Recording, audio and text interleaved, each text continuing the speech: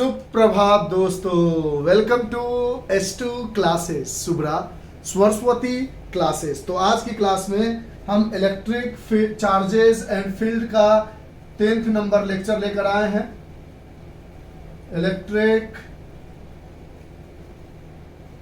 Charges and fields का lecture number 10th लेकर आए हैं और इस लेक्चर में स्पेशली हम आपको समझाएंगे बहुत ही इंपॉर्टेंट टॉपिक, जहां सब बच्चों को न्यूमेरिकल करने में, टॉपिक तो समझ में आ जाता है, न्यूमेरिकल करने में प्रॉब्लम आती है। तो हम बात करेंगे इलेक्ट्रिक फ्लक्स के बारे में,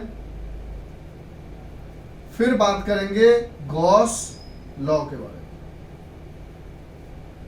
और ये दोनों टॉपिक का डिटेल एक्सप्लेनेशन करते हुए हम NCERT के पेज नंबर 35 में दिया हुआ एग्जाम्पल नंबर 1.11 को समझाएंगे और साथ ही साथ एग्जाम्पल नंबर 1.12 को समझाएंगे। ऑलरेडी आपने थंबनेल में देख लिया है कि एग्जाम्पल नंबर 11 में एक क्यूब बना है और एग्जाम्पल नंबर 12 में एक सिलेंडर बना है, जिसकी मदद जिसके लिए हमें इलेक्ट्रिक फ्लक्स भी निकालनी है और जिसके लिए हमें गॉस लॉ का इस्तेमाल करते हुए अंदर का चार्ज भी निकालना है। ठीक है, तो ये सारी चीजें होगी। जिन बच्चों को इलेक्ट्रिक फ्लक्स और गॉस लॉ की जानकारी है वो डायरेक्ट NCERT के पेज 35 के एग्जाम्पल पे आ जाओ, लेकिन हम सजेस्ट करेंगे कि इस टॉपिक को जरा प्यार से, जरा बारीकी से, जरा अंदाज में समझने की कोशिश करो, बहुत मजा आने वाला है। ठीक है, तो सबसे पहले जो हम शुरू करेंगे वो शुरू करेंगे हम फ्लक्स या गॉस लॉ। जो भी शुरू करेंगे ये दोनों चीजें हमें आज की क्लास में, यानी इस चैप्टर में इलेक्ट्रिक चार्जेस एंड फील्ड, जो क्लास 12 के फिजिक्स का ऑलरेडी इतना पढ़ के आए हो, 9 लेक्चर तो समझ ही रहे हो, चैप्टर 1 है। और इसके अंदर हम जो भी इलेक्ट्रिक फ्लक्स या गॉस लॉ पढ़ेंगे वो किसके लिए पढ़ेंगे? 3 डायमेंशनल सरफेस के लिए। ठीक है, 3 डायमेंशनल सरफेस क्या हो सकता है? क्यूब हो सकता है, या क्यूबॉइड हो सकती है, या सिलेंडर हो सकती है, या स्फीयर हो सकती है। स्फीयर और सर्कल बनाने में एक जैसा लगेगा, लेकिन स्फीयर होगा उसको स्फीयर लिख देंगे। स्फीयर जो होता है वो 3 डायमेंशनल सरफेस होता है। इसका इस्तेमाल हम स्क्वायर पे नहीं कर सकते, इसका इस्तेमाल हम रेक्टेंगल पे नहीं कर सकते, इसका इस्तेमाल हम सर्कल पे नहीं कर सकते। यानी हमें इन सब चीजों पे इलेक्ट्रिक फ्लक्स और गॉस लॉ को तो स्पेशली हम यूज भी नहीं कर सकते हैं 2D डायमेंशनल फिगर पे, और इलेक्ट्रिक फ्लक्स हमें 2 डायमेंशनल फिगर के लिए निकालने को नहीं पूछा जाएगा। यानी आज की क्लास में इलेक्ट्रिक फ्लक्स और गॉस लॉ में जो भी डिस्कशन करेंगे वो 3 डायमेंशनल फिगर के बारे में डिस्कशन करेंगे। इससे पहले जो हम कूलम्स लॉ पढ़ रहे थे, कूलम्स लॉ, वो हम ज्यादातर इस्तेमाल कर रहे थे 2 डायमेंशनल फिगर के लिए। कूलम्स लॉ का ज्यादातर इस्तेमाल हम कहां कर रहे थे? कूलम्स लॉ के लिए जैसे सर्कल था, जैसे स्क्वायर हो जाए, जैसे रेक्टेंगल हो जाए, जैसे एक सेमी सर्कल हो जाए, जैसे एक क्वाड्रेंट हो जाए, और जैसे आपके पास एक लीनियर चार्ज हो जाता था। यानी जो भी चीजें हमने कूलम्स लॉ पढ़ी थी अभी तक, जो भी क्लास में हमने इलेक्ट्रिक फील्ड, फ्लक्स, टॉर्क, जो भी चीजें हमने पढ़ा है, टॉर्क वगैरह तक, फ्लक्स नहीं, कूलम्स लॉ के अकॉर्डिंग पढ़ा है। और ये एक बेसिक लॉ था जो 2 डायमेंशनल फिगर पे अप्लाई होता था। आज की क्लास में जो हम इलेक्ट्रिक फ्लक्स और गॉस लॉ पढ़ाएंगे वो सिर्फ और सिर्फ 3 डायमेंशनल फिगर की बात करेंगे, 2 डायमेंशनल फिगर की बात नहीं करेंगे। और specially Gauss law is not applicable on 2 dimensional figure, it is only applicable on 3 dimensional figure. और इलेक्ट्रिक फ्लक्स भी हमें 3 डायमेंशनल फिगर में ही निकालना है, और वो 3 dimensional figure cube, cuboid, cylinder, sphere जैसी चीजें इस चैप्टर में देखने को मिलेगी। इसके अलावा आपको और कुछ देखने को नहीं मिलेगा। तो चलिए आज का हम शुरू करते हैं इलेक्ट्रिक चार्जेस एंड फील्ड का लेक्चर नंबर 10, जिसके अंदर हम इलेक्ट्रिक फ्लक्स को पहले समझेंगे। और इलेक्ट्रिक फ्लक्स को निकालने के लिए इलेक्ट्रिक फ्लक्स एक मैथमेटिकल वे है, ये एक mathematical mathematical way to find flux. Flux को निकालने का एक मैथमेटिक्स है और गॉस लॉ ने उसी को इजी कर दिया है।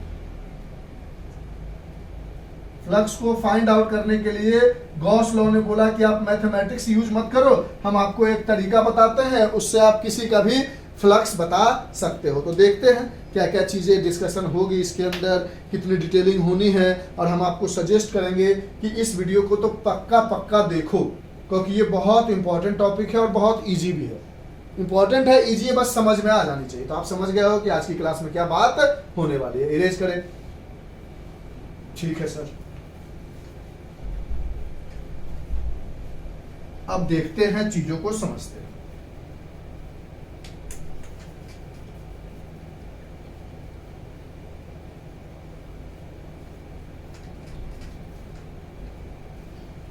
अब हमने पहले पढ़ रखा है, जब ये चैप्टर शुरू किया था तो हमने देखा था कि हमने इलेक्ट्रिक फील्ड के बारे में पढ़ा है। किसके बारे में पढ़ा है? इलेक्ट्रिक फील्ड के बारे में पढ़ा है। इलेक्ट्रिक फील्ड लाइंस के बारे में जानी है और देखा है कि हमारे पास जो इलेक्ट्रिक फील्ड है उसको हम डिनोट करते थे ई से, और ये एक वेक्टर क्वांटिटी थी। ये सब चीजें पहले समझ लेते हैं। और यूनिफॉर्म इलेक्ट्रिक फील्ड के बारे में ज्यादातर हमें पढ़ना है, नॉन यूनिफॉर्म की कहानी नहीं करनी है। यूनिफॉर्म इलेक्ट्रिक फील्ड होता है जब इलेक्ट्रिक फील्ड एक दूसरे के पैरेलल हो, एक दूसरे के parallel to one another and equidistance.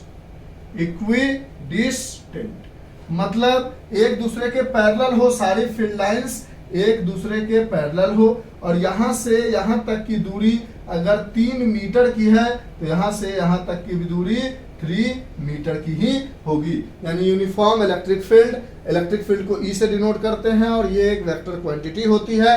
और यूनिफॉर्म कहने का मतलब हो गया, यूनिफॉर्म कहने का मतलब हो गया कि हर इलेक्ट्रिक फील्ड लाइंस जो होगी वो एक दूसरे के पैरेलल और आपस में दूरी सबकी बराबर होगी। ठीक है।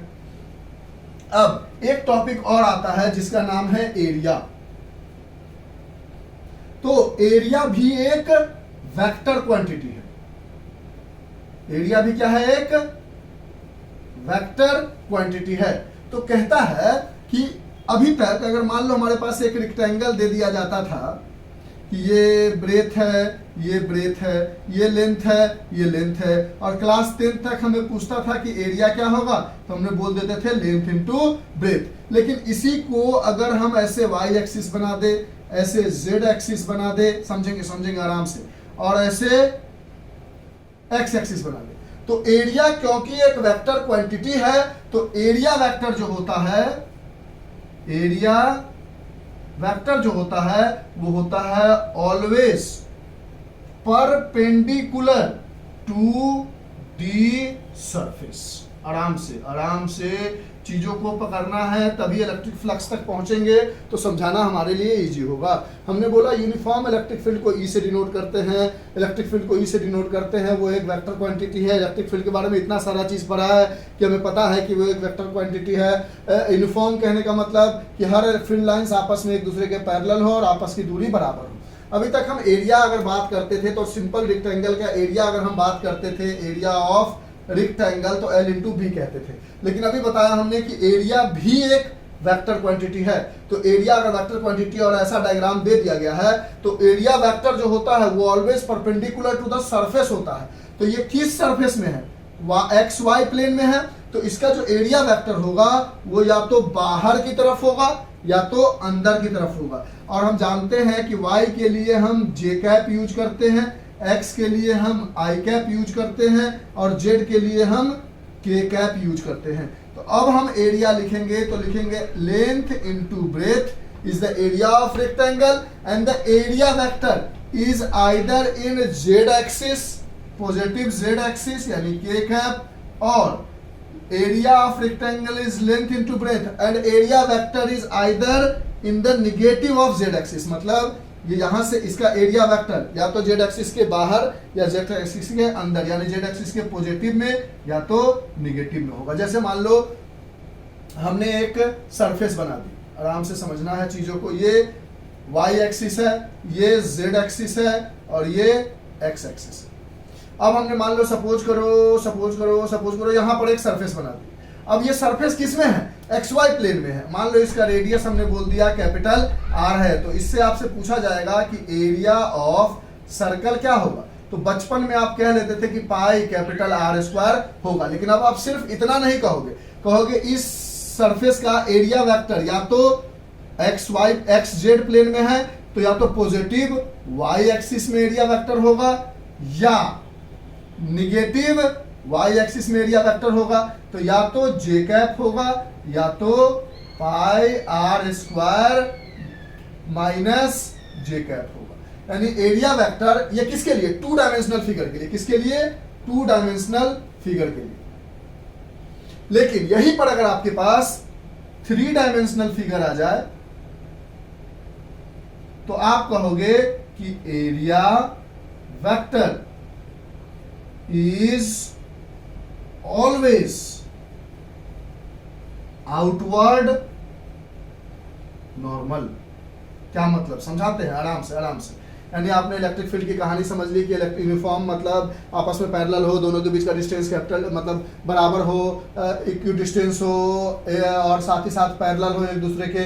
फिर आपने देखा कि एरिया जो होती है एक वेक्टर क्वांटिटी होती है। किसी भी टू डायमेंशनल फिगर के लिए उसका एरिया वेक्टर या तो ऐसे मान लो ऐसे एरिया है, अब इसका एरिया वेक्टर क्या होगा? तो इसके सरफेस के परपेंडिकुलर या तो इधर होगा या तो अंदर की तरफ होगा। और मान लो कोई एरिया ऐसे है तो इसका एरिया वेक्टर क्या होगा? या तो इसके ऊपर होगा या तो इसके नीचे होगा। कोई एरिया मान लो ऐसे है तो इसका एरिया वेक्टर या तो ऊपर होगा या तो नीचे होगा। कोई एरिया मान लो ऐसे है तो इसका एरिया वेक्टर या तो ऐसे होगा या तो ऐसे होगा। यानी area vector is always perpendicular to the surface के हमेशा परपेंडिकुलर की तरफ जाएगा। अगर टू डायमेंशनल फिगर है तो बाहर की तरफ और अंदर की तरफ दोनों तरफ एरिया वेक्टर हो सकता है, बाहर की तरफ या अंदर की तरफ। लेकिन अगर थ्री डायमेंशनल फिगर है तो अंदर वाली एरिया वेक्टर को कंसीडर नहीं करना है, सिर्फ बाहर वाली एरिया वेक्टर को कंसीडर करना है। ये बात समझ में आई। अब हम थ्री डायमेंशनल फिगर में जैसे समझा के दिखाते हैं आपको, इरेज करें, इन सब चीजों को हटाते हैं।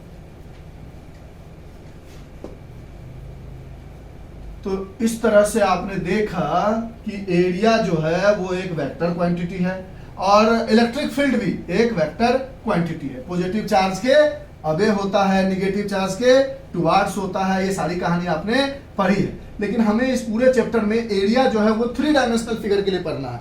तो अगर मान लो हमने थ्री डायमेंशनल फिगर में सिलेंडर बनाया,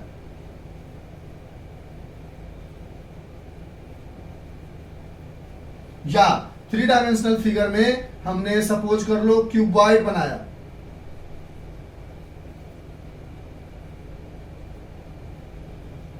एरिया वेक्टर टू डायमेंशनल के लिए इनवर्ड और आउटवर्ड यानी परपेंडिकुलर टू द सरफेस, बाहर भी और अंदर भी, लेकिन थ्री डायमेंशनल के लिए सिर्फ बाहर। जैसे हमने क्यूब बनाई, आराम से चीजों को पकड़ना है, समझना है, घबराने की जरूरत नहीं, ठीक है। तो कहता है इस सरफेस का जो एरिया वेक्टर होगा, ये सरफेस कैसा है? ये सिलेंडर है और ये सिलेंडर का ये सर्कुलर रीजन है और ऐसे खड़ा है। इसका एरिया वेक्टर या तो अंदर हो सकता है या तो बाहर हो सकता है, लेकिन क्योंकि ये थ्री डायमेंशनल फिगर है तो इसका एरिया वेक्टर ये हो गया। अगर इस सरफेस के लिए बोले तो क्योंकि ये थ्री डायमेंशनल फिगर है, अंदर बाहर दोनों हो सकता था, लेकिन सिर्फ बाहर वाली एरिया वेक्टर लेनी है।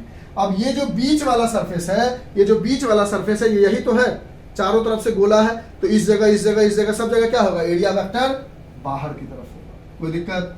अगर इस सरफेस में आ जाओ, इस वाले सरफेस को पकड़ो, इस वाले को यहां से ऐसे उठाकर ऐसे उठाकर, तो इसका एरिया वेक्टर इसके आउटवर्ड नॉर्मल। अगर आप मान लो ये नीचे वाला सरफेस पकड़ते हो, ये वाला, तो इसका एरिया वेक्टर आउटवर्ड नॉर्मल। अगर ये वाला सरफेस पकड़ते हो तो इसका एरिया वेक्टर आउटवर्ड नॉर्मल। समझ रहे हो? अगर ये वाला एरिया पकड़ते हो तो इसका एरिया वेक्टर आउटवर्ड नॉर्मल हो, तो दोनों तरफ सकता था, लेकिन सिर्फ हमें आउटवर्ड नॉर्मल पार करना है। अगर ये वाला एरिया पकड़ते हो जो बाहर वाला है, ये वाला जो सरफेस है इसके लिए आउटवर्ड नॉर्मल, और अंदर वाले के लिए पकड़ते हो ये अंदर वाला जो सरफेस है, ये जो अंदर वाला सरफेस है उसके लिए क्या बाहर वाला एरिया वेक्टर होगा, नहीं अंदर वाला, क्योंकि बाहर वाला एरिया वेक्टर लोगे इस सरफेस के लिए, ये सरफेस दिख रहा है अंदर वाला, ये सरफेस, ये वाला सरफेस, इसमें देखो तो ये वाला सरफेस के लिए जो एरिया वेक्टर होगा वो अंदर की तरफ बाहर जाएगा। क्यों? क्योंकि ये वाला सरफेस ऐसा है और इधर से बंधा हुआ है, तो अंदर नहीं घुसना है, बाहर की तरफ निकलना है। उसी तरह इसका एरिया वेक्टर देखोगे तो बाहर की तरफ होगा, इसका एरिया वेक्टर देखोगे तो इस डायरेक्शन में होगा, इसका एरिया वेक्टर देखोगे तो इस डायरेक्शन में होगा, इसका एरिया वेक्टर देखोगे तो ऊपर की तरफ होगा, आउटवर्ड नॉर्मल। यानी सरफेस के जो बाहर की तरफ निकल रहा हो, सरफेस के अंदर ना घुस रहा हो, डायग्राम के अंदर ना घुस रहा हो एरिया वेक्टर, उसको नहीं लेना है। जो बाहर, ये नीचे वाला पकड़ते हो तो इसका एरिया वेक्टर बाहर हो जाएगा। यानी 2 डायमेंशनल फिगर के लिए उसका एरिया वेक्टर सपोज करो ये हमने 2 डायमेंशनल फिगर बनाया है, ये 2 डायमेंशनल बनाने का मतलब ऐसा फिगर है, तो इसका एरिया वेक्टर या तो इधर की तरफ हो सकता है या तो इसका एरिया वेक्टर इधर की तरफ हो सकता है, क्योंकि ये 2 डायमेंशनल फिगर है। तो एरिया वेक्टर जो होगा हमारा वो आउटवर्ड मतलब normal to the surface, normal to the surface in both direction हो सकता है, आगे की तरफ भी, अंदर आगे की तरफ भी, पीछे की तरफ भी। लेकिन जब 3 डायमेंशनल फिगर है तो उसका एरिया वेक्टर हमेशा आउटवर्ड नॉर्मल, जो सरफेस के बाहर निकल रहा हो, इसका एरिया वेक्टर ये अंदर भी हो सकता था लेकिन ये वाला कंसीडर नहीं करेंगे क्योंकि ये सरफेस के अंदर घुस रहा है, यानी हमेशा बाहर वाले एरिया वेक्टर को कंसीडर करेंगे जब 3 डायमेंशनल फिगर होगा। तो यहाँ से 2 बातें सीखी आपने कि area is a vector quantity, electric field is a vector quantity. और कैसी इलेक्ट्रिक फील्ड कंसीडर करनी है? Uniform electric field. अब हम बात करते हैं फ्लक्स के बारे में। ये थोड़ी सी डिस्कशन इसलिए जरूरी थी ताकि आप एरिया के बारे में थोड़ा समझ सको कि अब से हमारे लिए एरिया भी जो है वो एक वेक्टर क्वांटिटी है। अब देखो कहता है, आराम से समझेंगे, कहता है पल पल तुमसे पढ़ के दिल दीवाना। अब हम बात करने जा रहे हैं, हमारे टॉपिक पे आते हैं जिसका नाम है इलेक्ट्रिक फ्लक्स।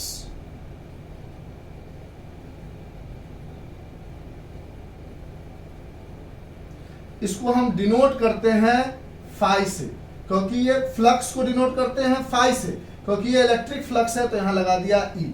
ठीक है, इलेक्ट्रिक फ्लक्स इसको बोलते हैं हम फाई। अच्छा, ये एक स्केलर क्वांटिटी हो, ओए होए होए, यानी एरिया एक वेक्टर क्वांटिटी, इलेक्ट्रिक फील्ड एक वेक्टर क्वांटिटी, और इलेक्ट्रिक फ्लक्स बनती है एरिया और इलेक्ट्रिक फील्ड से। यानी क्या होता है इलेक्ट्रिक फ्लक्स, समझते हैं। इलेक्ट्रिक फ्लक्स कहता है number of field lines passing perpendicular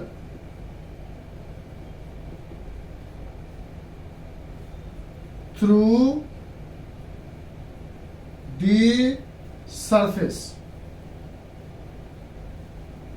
is the electric flux। क्या इसका मतलब? कहता है मान लो, अभी हम 2 डायमेंशनल फिगर से चीजों को समझने की कोशिश करते हैं। मान लो हमने एक ऐसा फिगर बनाया,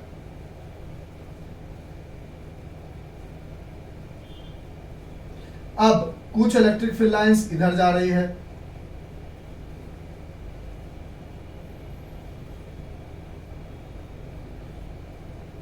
आराम से समझना है, घबराने की जरूरत नहीं। यह है हमारी इलेक्ट्रिक फील्ड लाइंस। जब भी हम डायग्राम को थोड़ा तिरछा करके बनाएं, इसका मतलब समझना है कि सरफेस ऐसा है। तो कहता है सरफेस के परपेंडिकुलर, सरफेस के परपेंडिकुलर जितनी फील्ड लाइंस पास करती है, number of electric field lines लिख लो और ज्यादा अच्छा लगेगा। Number of electric field lines passing perpendicular through the surface, यानी सरफेस के अंदर से जो फील्ड लाइंस घुस रही है वो वाली। तो एक ये इसके सरफेस से घुस रही है, एक ये और ये और ये और ये क्या है, बाहर है। यानी इस समय जो इलेक्ट्रिक फ्लक्स है वो 3 है। ऐसे हम काउंट नहीं कर सकते, यहां समझाने के लिए समझते हैं, ठीक है। इसी जगह हमने सरफेस ऐसा बना दिया, ठीक, और इसमें से इलेक्ट्रिक फील्ड लाइंस पास कराए,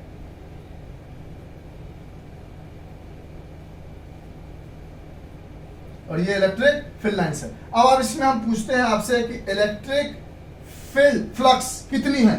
तो ये सरफेस, ये वाला सरफेस ऐसे था और इलेक्ट्रिक फील्ड लाइंस इससे चीरता हुआ जा रहा था, और ये वाला सरफेस कैसा है, ऐसा है, और इलेक्ट्रिक फील्ड लाइंस इसको टच करता हुआ जा रहा है। तो इस केस में इलेक्ट्रिक फ्लक्स कितनी हुई, 0, क्योंकि डिफिनीशन में क्या कहता है कि number of field lines passing perpendicular, और ये इसके पैरेलल जा रहा है। देखो ना, ये वाला सरफेस ऐसा था, इसको चीरता हुआ जा रहा था, ये वाला सरफेस ऐसा है, इसको टच करता हुआ जा रहा है, टच करता हुआ ना इसके अंदर घुसता हुआ वाला इलेक्ट्रिक फील्ड लाइन चाहिए, वही फ्लक्स को बताएगा। तो फ्लक्स की कहानी समझ में आ गई कि किसी एरिया से कितना उसके परपेंडिकुलर, यानी उसको चीरता हुआ, यानी अगर हम समझे चीजों को, अगर समझने की हम कोशिश करें तो पहली वाली जो डायग्राम थी वो ऐसी थी, और इससे इलेक्ट्रिक फील्ड लाइन ऐसे जा रहा था, तो जो इसके अंदर से जा रहा था वो उसकी फ्लक्स हो गई, और जो बाहर से जा रहा था वो नहीं, जो इसको चीरता हुआ जा बहुत सारा रहा था, लेकिन जो बाहर से जा रहा था उसको कंसीडर नहीं करना। और जब दूसरी वाली डायग्राम बनाई हमने तो ऐसी थी हमारी सरफेस, और इलेक्ट्रिक फील्ड लाइंस ऐसे टच करती हुई जा रहे थे, ऐसे टच करती हुई जा रही थी। इसको नहीं लेना जो चीरती हुई सरफेस को जाए, उस फील्ड लाइंस को लेना है।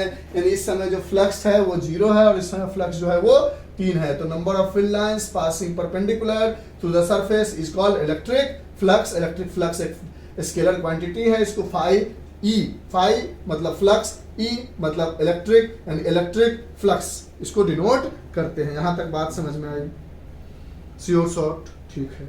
अब इलेक्ट्रिक फ्लक्स का जो फॉर्मूला होता है वो होता है E A cos थीटा। कैसे आया उसको समझते हैं, इसको इरेज करें, लिख लो। अब हमने क्या किया, थोड़ी दिमाग लगाई, देखा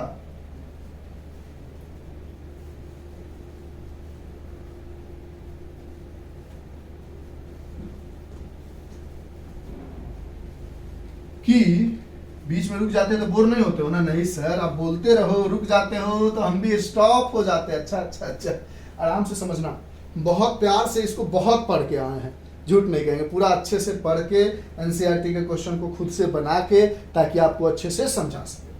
अब मान लो हमने ऐसा बनाया, मतलब समझ गया ना, सरफेस कैसे है, ऐसे है, एक ऐसा सरफेस बनाया,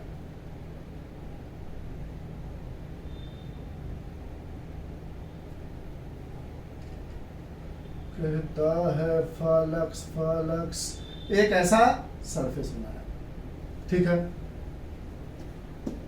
और दूसरी जगह पर इससे थोड़ा बड़ा सरफेस बना लिया,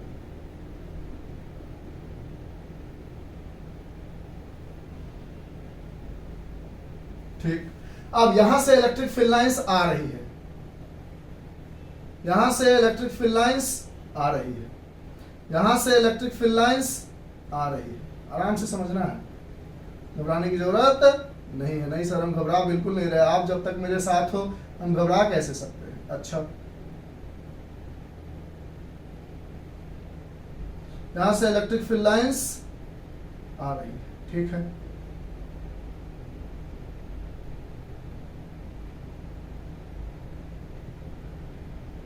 थोड़ा प्यार से समझाने के लिए आराम से हम रुक के चल रहे हैं, ठीक है। देखो, अब हमने बोला कि बताओ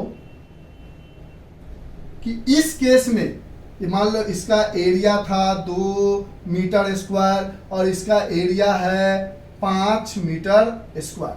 अब इस केस में कितने इलेक्ट्रिक फ्लक्स है, तो आप बोलोगे जो सरफेस के परपेंडिकुलर जाए, तो एक ये, एक ये, ठीक है, यानी 3, और एक ये, यानी 4 इलेक्ट्रिक फ्लक्स है। यानी इस केस में इलेक्ट्रिक फ्लक्स कितना है, 4 है। उसी तरह दूसरे वाले केस में देखें तो 1 2 3 4 5 6 7 8, यानी इस समय इलेक्ट्रिक फ्लक्स क्या हो गया, 8 हो गया। यानी हमने देखा कि अच्छा फील्ड लाइंस वही था, लेकिन बगल में एक छोटा सा एरिया लिया जिसकी एरिया 2 मीटर स्क्वायर थी, उसके बगल में एक बड़ा सा एरिया लिया जिसकी एरिया 5 मीटर स्क्वायर थी।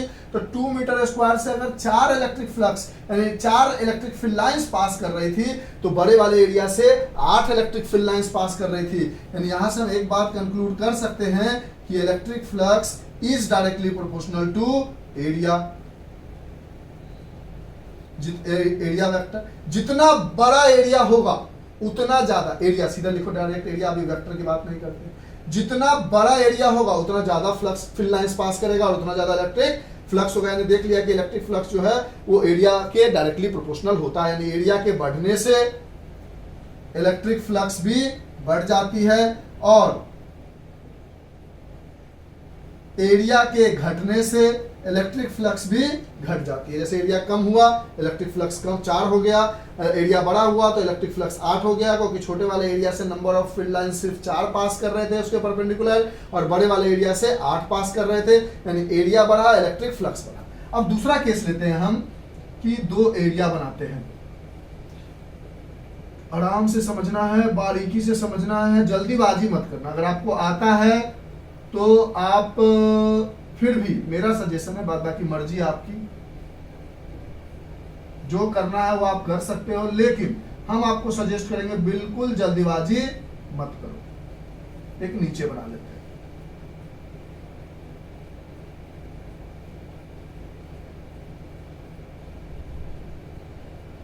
अब मान लो इस समय एरिया जो है वो 3 मीटर स्क्वायर है और इस समय जो एरिया है वो भी 3 मीटर स्क्वायर है, लेकिन इस समय इलेक्ट्रिक फील्ड मान लो 3 न्यूटन पर कूलम है। इलेक्ट्रिक फील्ड की यूनिट जानते हो, क्योंकि F equals to q E होता है, तो E equals to F upon q होता है।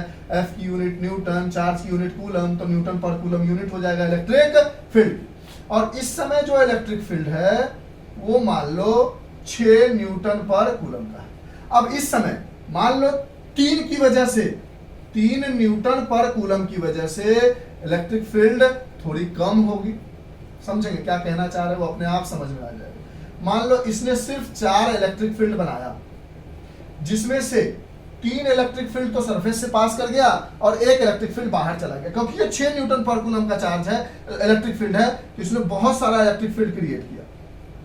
इसने बहुत सारा इलेक्ट्रिक फील्ड क्रिएट किया, क्योंकि जितना ताकत होगा उतना ज्यादा नंबर ऑफ फील्ड लाइंस बनेगा, जितना ताकत होगा उतना ज्यादा नंबर ऑफ फील्ड लाइंस बनेगा, जितना ताकत होगा उतना ज्यादा नंबर ऑफ फील्ड लाइंस बनेगा। तो इसके पास इलेक्ट्रिक फील्ड की इंटेंसिटी मतलब ताकत ज्यादा थी, तो इसका इलेक्ट्रिक फील्ड लाइंस ज्यादा था। इस इलेक्ट्रिक फील्ड लाइंस की ताकत कम थी तो इलेक्ट्रिक फील्ड लाइंस कम थी। अब इस समय अगर हम फ्लक्स देखें तो फ्लक्स जो है वो हमारा डिपेंड करता है, इस समय फ्लक्स हमारा कितना है, 1 2 3 4 नंबर ऑफ फील्ड लाइंस है, लेकिन एक बाहर से जा रहा है तो फ्लक्स हो गया हमारा 3। इस समय देखें तो 1 2 3 4 5 6, और ये तो बाहर से जा रहा है, जो बाहर से जाता है उसको कंसीडर नहीं करते हैं। तो इस समय जो हमारा फ्लक्स आया इलेक्ट्रिक फ्लक्स वो 6 आया। ओए होए, यानी हमने देखा कि एरिया बढ़ाने से नंबर ऑफ फील्ड लाइंस ज्यादा पास करने लगती है उस सरफेस से, तो फ्लक्स बढ़ जाता है। इलेक्ट्रिक फील्ड की इंटेंसिटी बढ़ाने से ज्यादा इलेक्ट्रिक फील्ड लाइंस पास करने लगती है, एरिया सेम हो फिर भी उससे ज्यादा फ्लक्स पास करने लगता है, क्योंकि ज्यादा नंबर ऑफ फील्ड लाइंस होता है। यानी यहां से हम कह सकते हैं electric flux is directly proportional to electric field.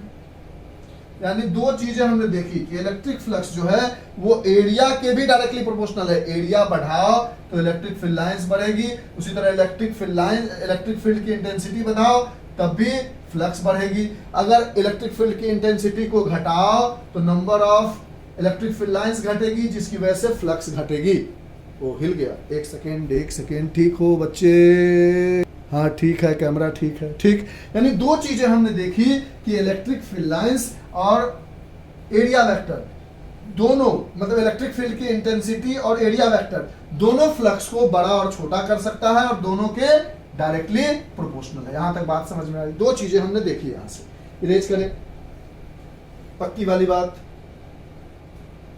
कहता है आज पढ़ लो, कल पढ़ो या ना पढ़ो। ठीक है सर, एकदम प्यार से समझना। इसके लास्ट में न्यूमेरिकल जो बताएंगे एनसीईआरटी का ना, वो दिल फेक न्यूमेरिकल होगा, मतलब सर मजेदार न्यूमेरिकल होगा, मजा आ जाएगा।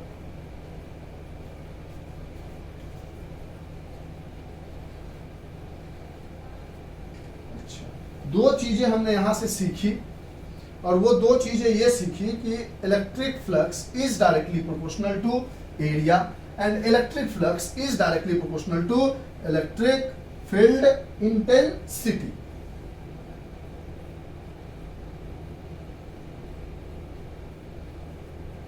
एंड साथ ही साथ electric flux is directly proportional to electric field intensity.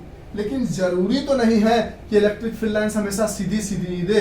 अब हो सकता है कि आपको ऐसी इलेक्ट्रिक फील्ड लाइंस दे दे, समझेंगे, कहेगा कि भाई यहां पर कोई प्लस क्यू चार्ज है जिसकी वजह से ऐसी इलेक्ट्रिक फील्ड लाइंस पास कर रही है, और यहां पर मान लो एक ही पास कराते हैं समझाने के लिए, ऐसी इलेक्ट्रिक फील्ड लाइंस पास कर रही है, और यहां पर आपने एक एरिया वेक्टर बनाया, यानी एक सरफेस बनाया। ठीक, अब आप जानते हो कि ये सरफेस ऐसा है, तो इसकी जो एरिया वेक्टर होगी वो ऐसा होगी, यानी इस सरफेस का एरिया वेक्टर तो इस डायरेक्शन में आ गया,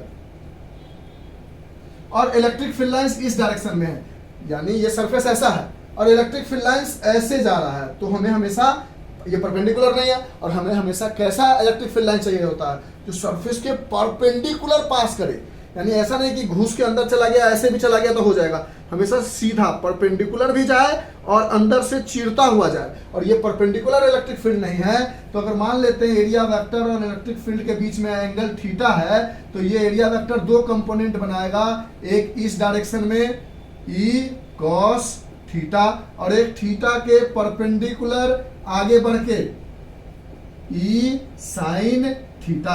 अब यहां से आप कहोगे कि क्या ई साइन थीटा की वजह से फ्लक्स क्रिएट हो रही है? No, there is no effect of E sine theta on electric flux, there is no effect of E sine theta on electric flux. Electric flux is created only due to e cos theta। क्यों sir? क्योंकि देखो ये जो surface ऐसा है, इसके electric field ऐसा था, एक कंपोनेंट बनाया ई साइन थीटा जो इसके पैरेलल जा रहा है। क्यों? क्योंकि E sine theta is parallel to surface, surface के पैरेलल है, और ई कॉस थीटा जो है वो सरफेस के परपेंडिकुलर है, और हमें सरफेस के परपेंडिकुलर जाने वाले इलेक्ट्रिक फील्ड लाइन चाहिए। तो यहां से जो हमने लिखा है कि flux is directly proportional to electric field intensity, उसकी जगह अगर हम ऐसा कह दें कि electric field is directly proportional to area vector, और electric flux is directly proportional to E cos theta, तो कोई दिक्कत है? क्यों ऐसा कहा, सिर्फ ई क्यों नहीं कहा? तो अगर मान लो ये सरफेस ऐसा होता, ठीक, और इसके इलेक्ट्रिक फील्ड लाइंस भी यही होती, और इस सरफेस का एरिया वेक्टर भी यही होता, तो इलेक्ट्रिक फील्ड लाइंस और एरिया वेक्टर के बीच में 0 डिग्री का एंगल बन जाता, cos 0 की वैल्यू हो जाती है 1, डाल देते तो electric flux is directly proportional to electric field आ जाता। लेकिन अगर एंगल चेंज हुआ तो cos थीटा के अकॉर्डिंग चेंज होगा। तो डायरेक्ट ये कहने से सुंदर है कि हम ये कह दे, ताकि कभी कभी इलेक्ट्रिक फील्ड लाइंस अगर एरिया वेक्टर के थीटा 180 डिग्री ना बनाए तो। अब ऐसा भी तो हो सकता है कि ये हमारे पास फील्ड लाइंस है, सीधी सीधी जाएगी ऐसी जरूरी नहीं है, तो हो सकता है कि इलेक्ट्रिक फील्ड ऐसा जा रहा हो, ठीक है, और हमें एरिया वेक्टर किसी कारणवश इधर क्या कंसीडर करना पड़े, क्लोज्ड फिगर हो, सपोज कर लो क्यूब उड़ रहा होगा, जैसे सपोज कर लो ऐसा कंसीडर कर लेते हैं, क्योंकि 2 डायमेंशनल में आपके मन में भी सवाल उठाएगा, सर उधर क्यों कंसीडर करेंगे, 2 डायमेंशनल में तो दोनों तरफ लेते हैं, तो जिधर इलेक्ट्रिक फील्ड जाएगा उधर एरिया वेक्टर ले लेते। चलो ठीक है, अगर मान लो हमने क्यूब बना दिया, ठीक, अब हमने बोला कि इलेक्ट्रिक फील्ड लाइंस इधर जा रही है, ऐसे जा रही है, अब एरिया वेक्टर किधर लोगे, इस सरफेस के लिए, तो आप बोलोगे कि सर सरफेस के आउटवर्ड नॉर्मल बाहर की तरफ लेना है, अंदर वाला नहीं लेना है, यानी इस सरफेस का एरिया वेक्टर इधर है और इलेक्ट्रिक फील्ड लाइंस इधर है, तो यहाँ पे थीटा बन रही है 180 डिग्री, तो direct flux directly proportional to E लिखने की जगह ई कॉस थीटा लिखेंगे, तो 180 डिग्री डालेंगे तो देखेंगे कि ये -1 होता है 180 डिग्री की वैल्यू, यानी flux is directly proportional to -e हो जाएगा, और माइनस हमें डायरेक्शन को बताएगा, तो हम डायरेक्ट ई लिखने की जगह ई कॉस थीटा लिख दे, कोई दिक्कत? बात पकड़ पा रहे हो? क्या क्या चीजें कैसे कैसे हम समझा रहे हैं? हाँ सर समझ रहे हैं, ठीक है, इसको इरेज करें इन सब चीजों को। बोला तो लास्ट में जब हम दोनों को समराइज करके क्वेश्चंस कराएंगे तो आपको दिक्कत नहीं होगा।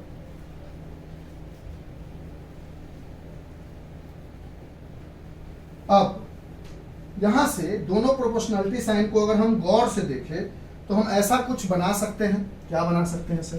कि इलेक्ट्रिक फ्लक्स जो है वो एरिया वेक्टर के डायरेक्टली प्रोपोर्शनल है और इलेक्ट्रिक फ्लक्स जो है ई कॉस थीटा के डायरेक्टली प्रोपोर्शनल है।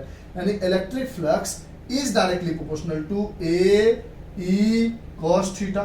और जब भी हम कोई प्रोपोर्शनलिटी साइन हटाते हैं तो एक प्रोपोर्शनलिटी कांस्टेंट लेकर आते हैं, मान लो वो के है, और इसको हमने लिख लिया ई ए कॉस थीटा। एक अच्छी बात यह है कि ये जो प्रोपोर्शनैलिटी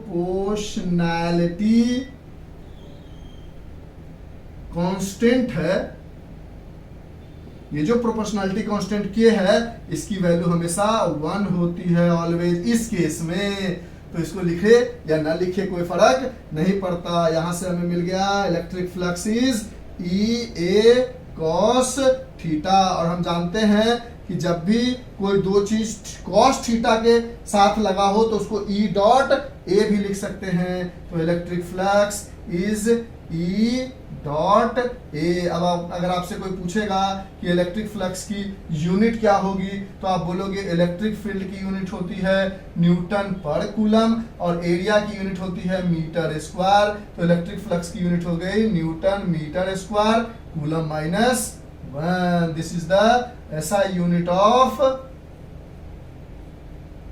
इलेक्ट्रिक फ्लक्स। समझ में आया?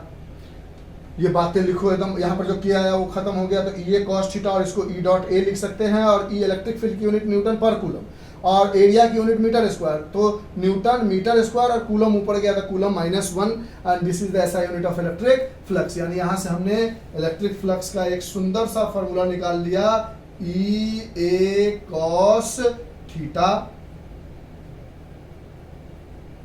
And that should be written as, erase करें इन सब चीजों में से कुछ भी, that should be written as electric flux is E dot A vector form में। ये किस में लिख रहे हैं हम? वेक्टर फॉर्म में लिख रहे हैं। ठीक है, लिख लो इसको जो भी बातें लिखनी है। अब हम ये देखने जा रहे हैं कि जरूरी नहीं है, अभी आराम से पहले इसको लिखो, समझो, जानो, पहचानो, फिर हम आगे की तरफ बढ़ते हैं और कॉन्सेप्ट को और खोलने की कोशिश करते हैं ताकि आपको थोड़ा और क्लियर अच्छे से समझ में आए। फास्ट फास्ट नोट डाउन करो इसको। लिख लिया? ठीक है, इरेज कर दे। तो यहां तक चीजें आपको थोड़ी थोड़ी पकड़ में आए। अब हम थोड़ा आगे बढ़ते हैं, एक दो कहानी और समझते हैं इलेक्ट्रिक फ्लक्स के बारे में। वो कहानी अच्छे से क्लियर हो जाएगी। फिर इलेक्ट्रिक फ्लक्स मतलब 80% इलेक्ट्रिक फ्लक्स क्लियर कर दिया हमने आपको, 20% और क्लियर कर देते हैं कि कैसे कैसे चीजों को देखना है। मान लो कहता है, मान लो आपके पास ये क्यूब है।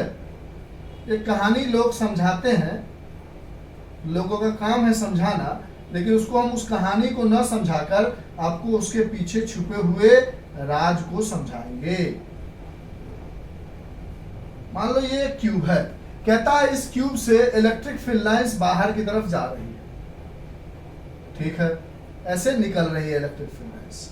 तो कहता है जिधर से इलेक्ट्रिक फील्ड लाइंस एंट्री लेगी, जिधर से इलेक्ट्रिक फील्ड लाइंस एंट्री लेगी उधर की तरफ फ्लक्स जो है इलेक्ट्रिक फ्लक्स वो निगेटिव होगा, और जिधर से इलेक्ट्रिक फील्ड लाइंस बाहर निकलेगी, जिधर से इलेक्ट्रिक फील्ड लाइंस बाहर निकलेगी उधर इलेक्ट्रिक फ्लक्स पॉजिटिव हो जाएगा। हम कहेंगे दक, ये याद करने की चीज है।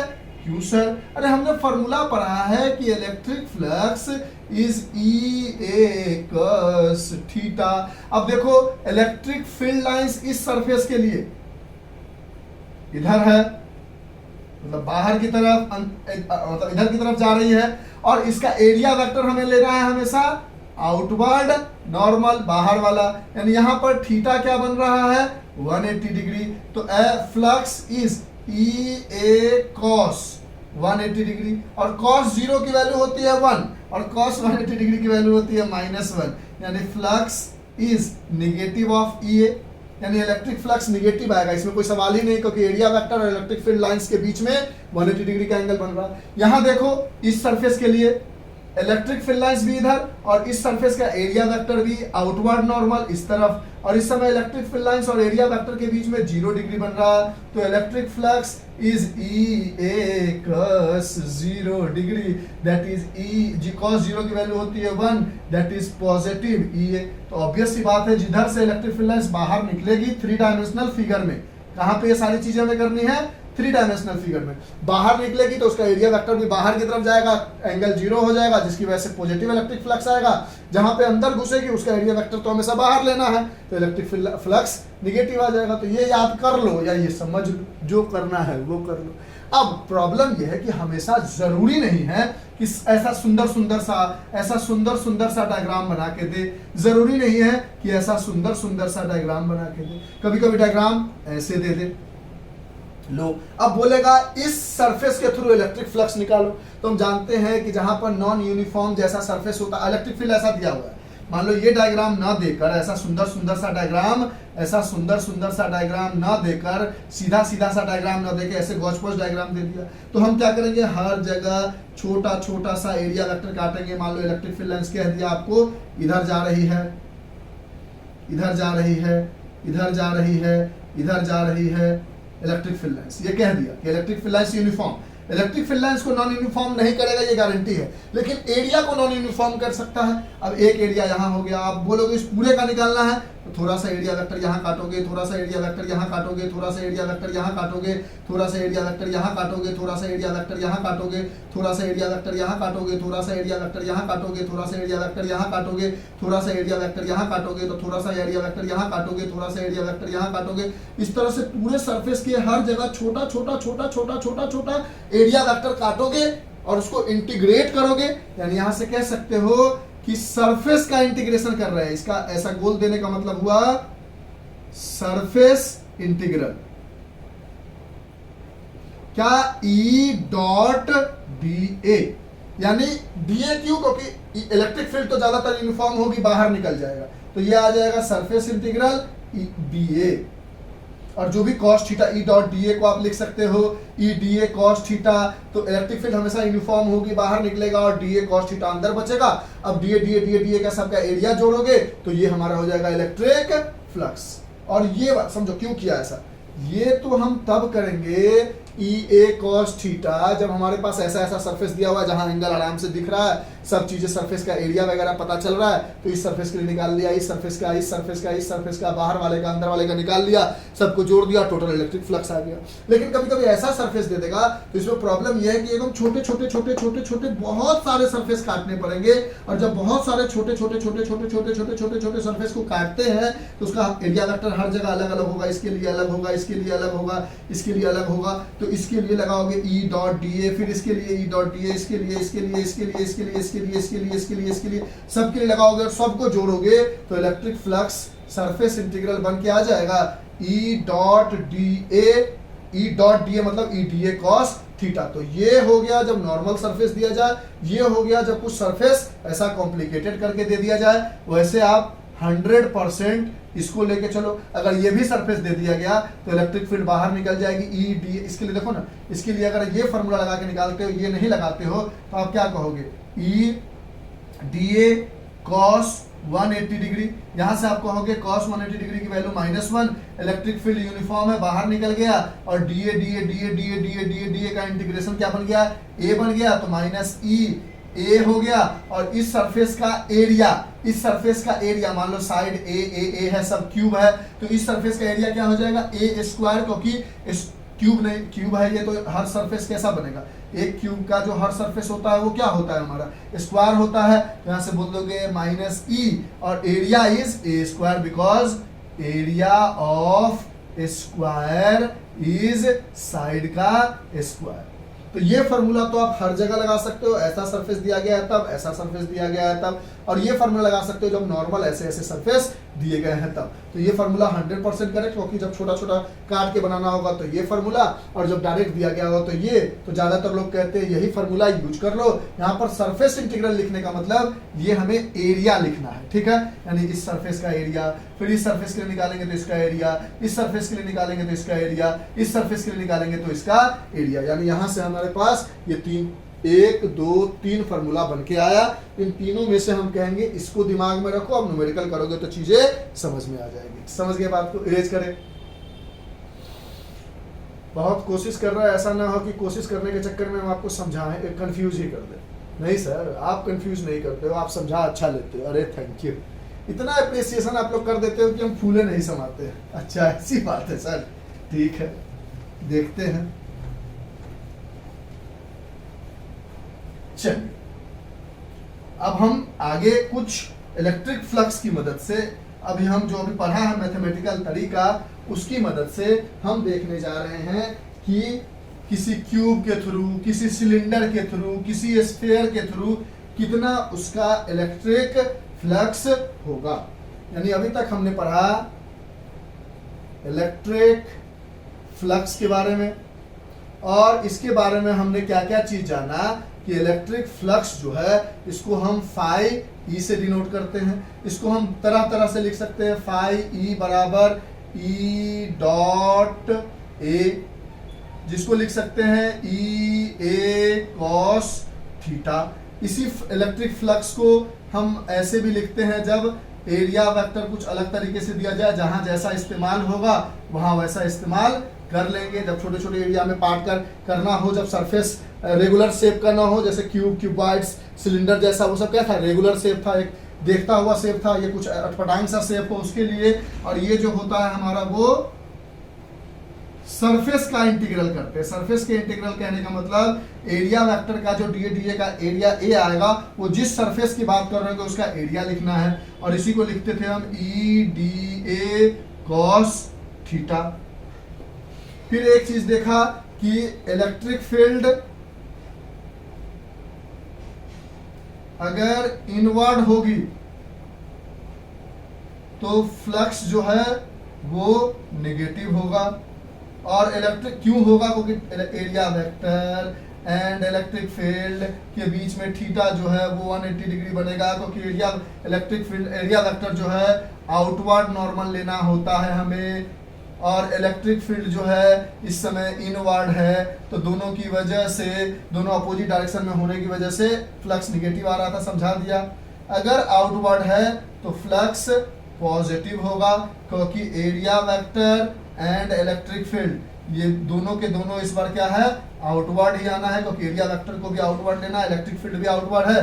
तो फ्लक्स थीटा की वैल्यू 0 डिग्री आ जाएगी और cos 0 की वैल्यू 1 हो जाती है। यानी फ्लक्स को हम फाई ई से डिनोट करते हैं, और इसकी फाई ई बराबर ई ए कॉस थीटा होता है, या ई डॉट ए या E dot A cos theta होता है।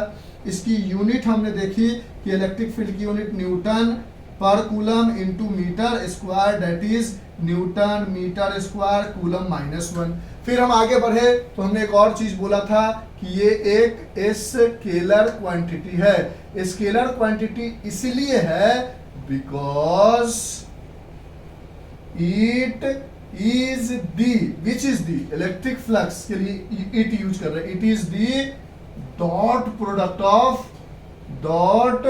Product of electric field and area vector. और जब भी कोई चीज डॉट प्रोडक्ट बनता है, जब भी कोई चीज डॉट प्रोडक्ट बनता है तो वो स्केलर क्वांटिटी बन जाती है। तो इलेक्ट्रिक फ्लक्स एक स्केलर क्वांटिटी है, क्योंकि ये इलेक्ट्रिक फील्ड और एरिया वेक्टर का डॉट प्रोडक्ट है। तो ये पूरा समराइज हमने किया कि क्या क्या चीजें हमने पढ़ी अभी इलेक्ट्रिक फ्लक्स के बारे में। और इसके बारे में ये भी एक डिफिनीशन भी लिखा हमने। वो क्या लिखा कि number of field lines passing perpendicular to the surface. जो number of field line surface के परपेंडिकुलर पास करती है उसी को हम इलेक्ट्रिक फ्लक्स, परपेंडिकुलर पास करनी चाहिए। ऐसा नहीं कि सरफेस के पैरेलल या कि सरफेस से सटकर पैरेलल किसी तरीके से और दूसरे तरीके से ना जाए, सरफेस के परपेंडिकुलर पास करे। और ये सारी डिस्कशन जो हमें इस चैप्टर में करनी है वो करनी है 3 डायमेंशनल फिगर के लिए। और 3 डायमेंशनल फिगर हमारा देखने को जो मिलेगा वो एक सिलेंडर देखने को मिलेगा, दूसरा जो देखने को मिलेगा वो हमें क्यूब देखने को मिलेगा, तीसरा जो देखने को मिलेगा वो हमें क्यूबॉइड देखने को मिलेगा।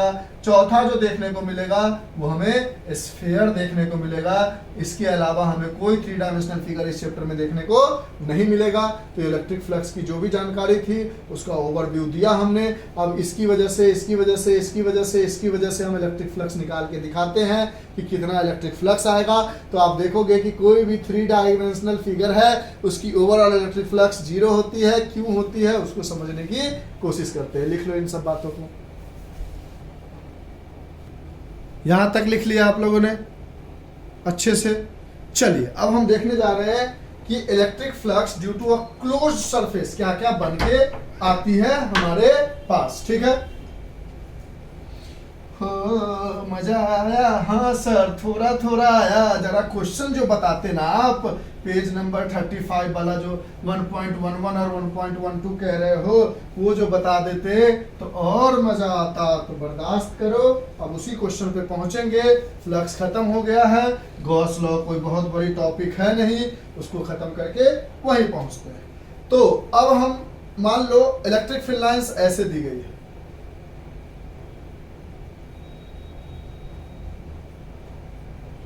किसी एक ही डायरेक्शन में इलेक्ट्रिक फील्ड लाइंस होगी, यूनिफॉर्म है। इसके अंदर आपने सिलेंडर ले लिया, ठीक, ये इलेक्ट्रिक फील्ड लाइंस है आपके पास और इसके अंदर आपने घुसा दिया सिलेंडर। अब आपसे पूछा कि net flux due to cylinder कितना होगा। तो आपने बोला कि एक फ्लक्स यहां से क्रिएट होगा इस सरफेस की वजह से और इसका एरिया वेक्टर इधर और इलेक्ट्रिक फील्ड इधर।